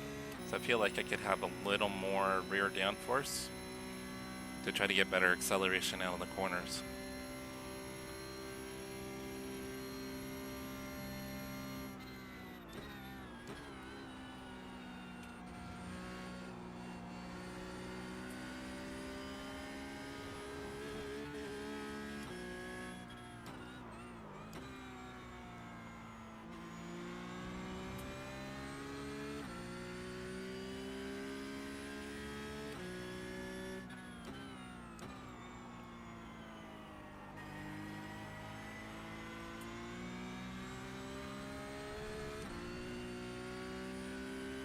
Yeah, I think so, because I feel that's where I'm losing time, is through here.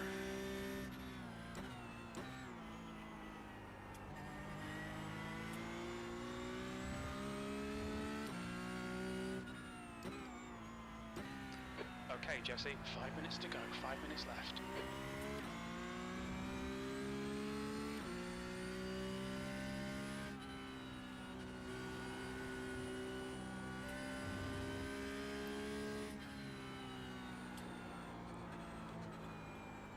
Oh, that was terrible.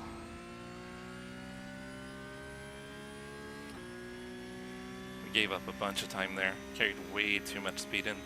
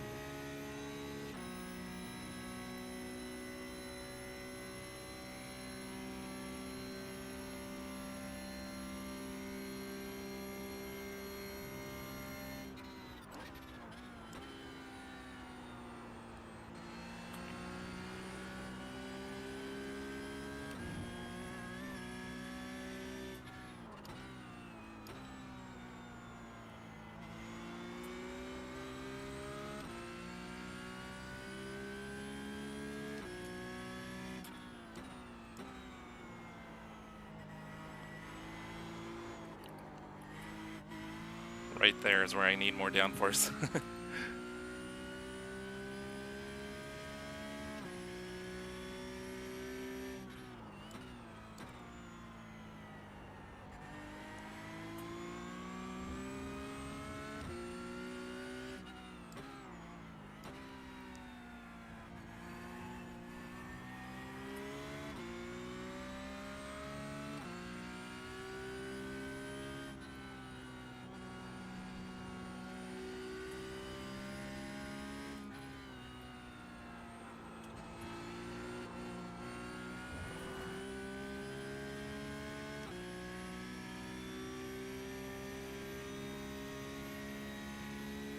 Eighth place.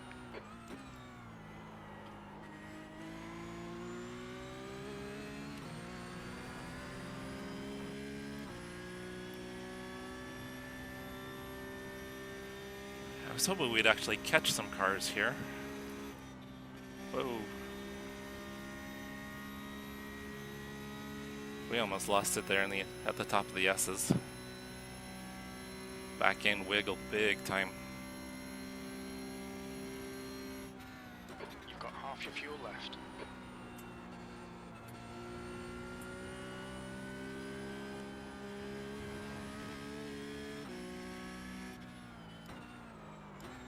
Just 2 minutes left, 2 minutes to go.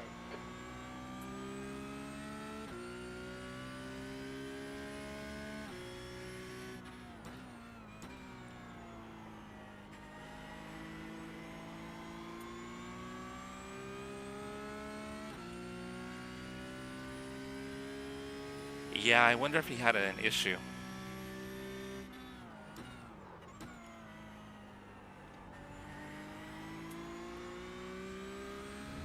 Viotek is leading the race.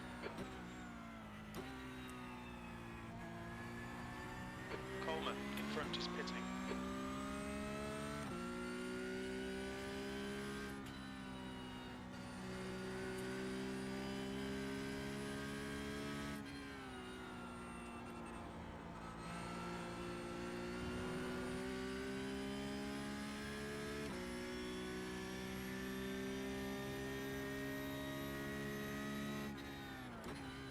P7.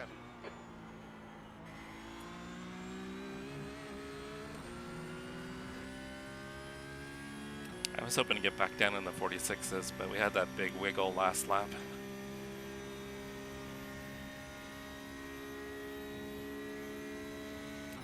All right, Jesse, you've got 10 minutes of fuel remaining.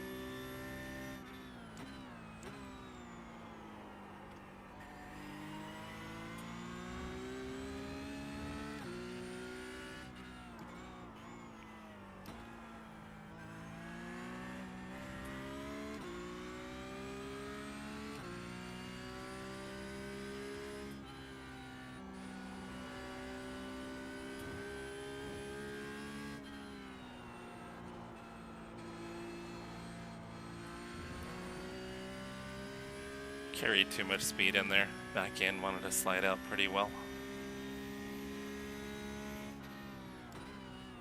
Last lap. Oh, we got back down in the 46s though.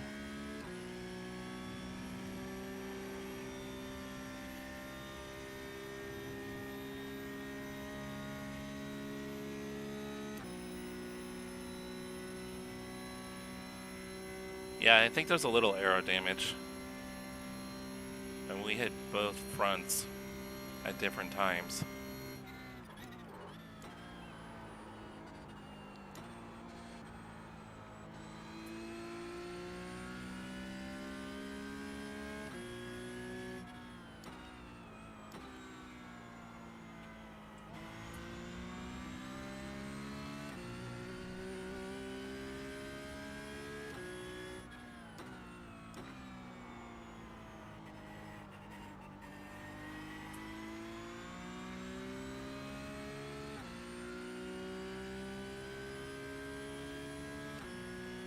Yeah, which could be the aero. And maybe me pushing the tires too much also.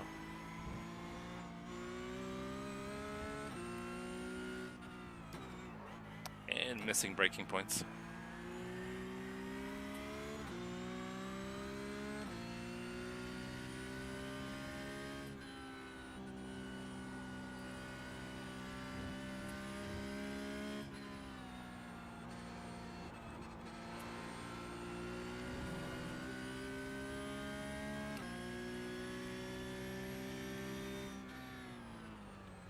P7, that's the end of the race. We'll get him next time.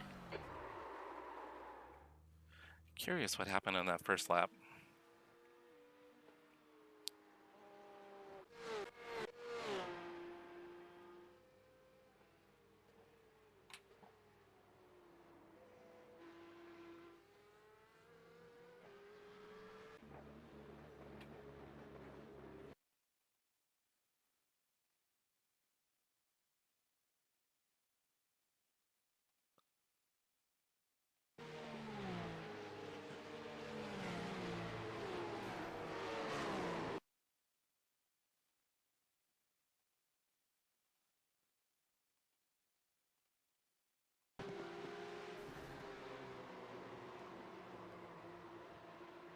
There's no visible damage at all. I mean, it's possible the tire's a little bent, or the wheel's a little bent. So you need to hit me right on the wheel. Oh, actually, it doesn't even look like you hit me on the wheel.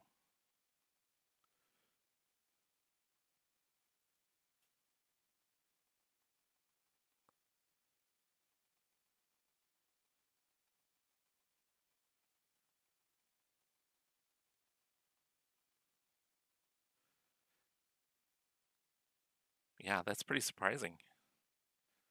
I got a meatball for that. Oh well.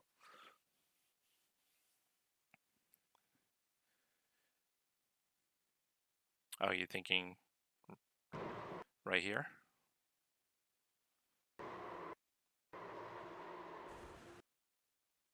Actually, the rear tire does look a little off now.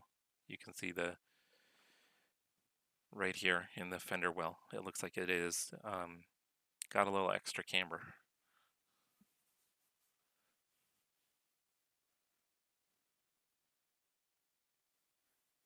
Yeah, you can definitely see it looks like it's definitely off. Well, that ended up kind of turning out to being a boring race.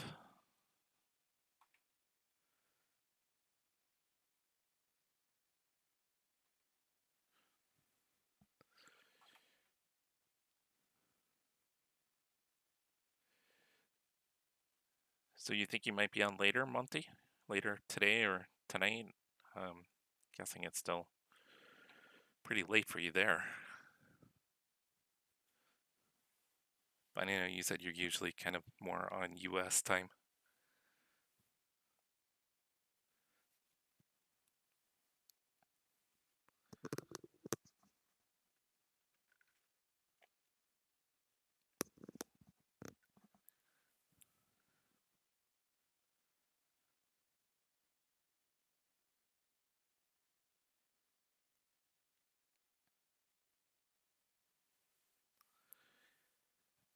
I think I'm probably gonna take a break here for a bit, have some dinner, hang out with the wife for a little bit, and then probably get on a little bit later.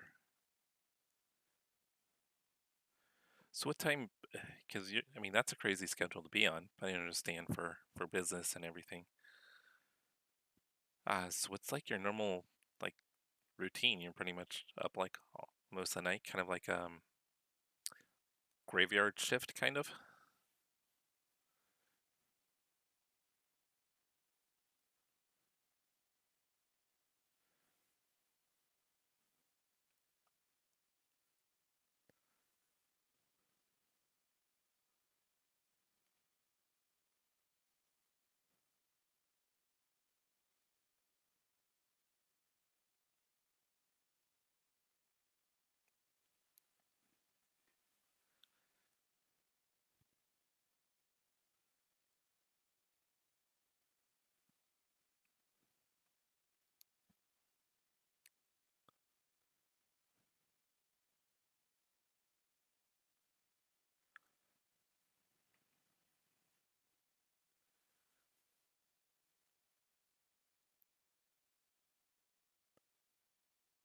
Oh, okay.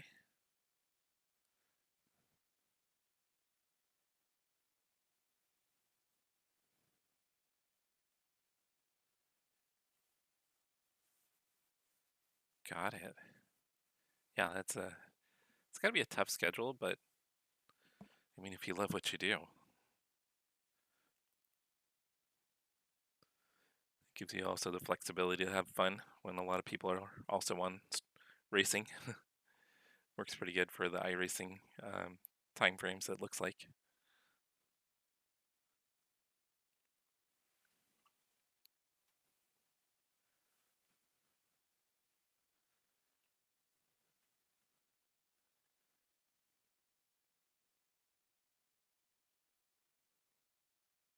Oh, okay.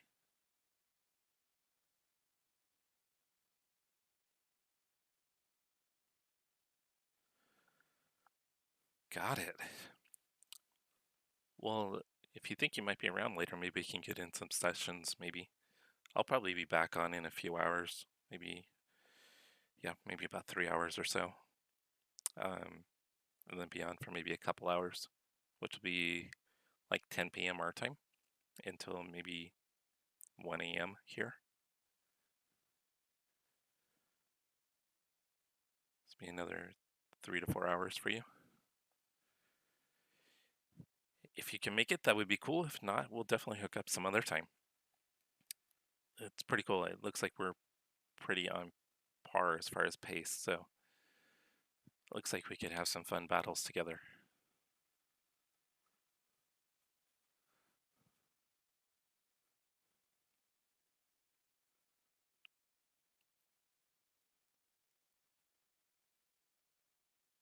Cool. Sounds good. Well, thanks for hanging out, Monty. I greatly appreciate it. And if we can get into some race sessions, even if it's not later tonight, anytime, definitely looking forward to it. Well, that was all from Crash. He was giving you all the advice. He knows a ton of stuff. He's super knowledgeable when it comes to all of that. I'm still kind of feel like I'm learning. So he's a great source of information for any information, pretty much, for like sim racing equipment, streaming, different tools, rig setups, all that stuff. He's a wealth of information, so he's a great contact to have, and pretty cool. He only lives like 5 minutes away from me, so it's pretty awesome. So I've been able to run in his rig a few times. So his rig it's pretty badass. It's definitely pretty cool, and he's always improving it and buying new equipment and doing reviews. All right, well, I'm going to go ahead and sign off. I'm going to go get some dinner. Thank you guys for hanging out, and we'll catch up later. Have a great evening.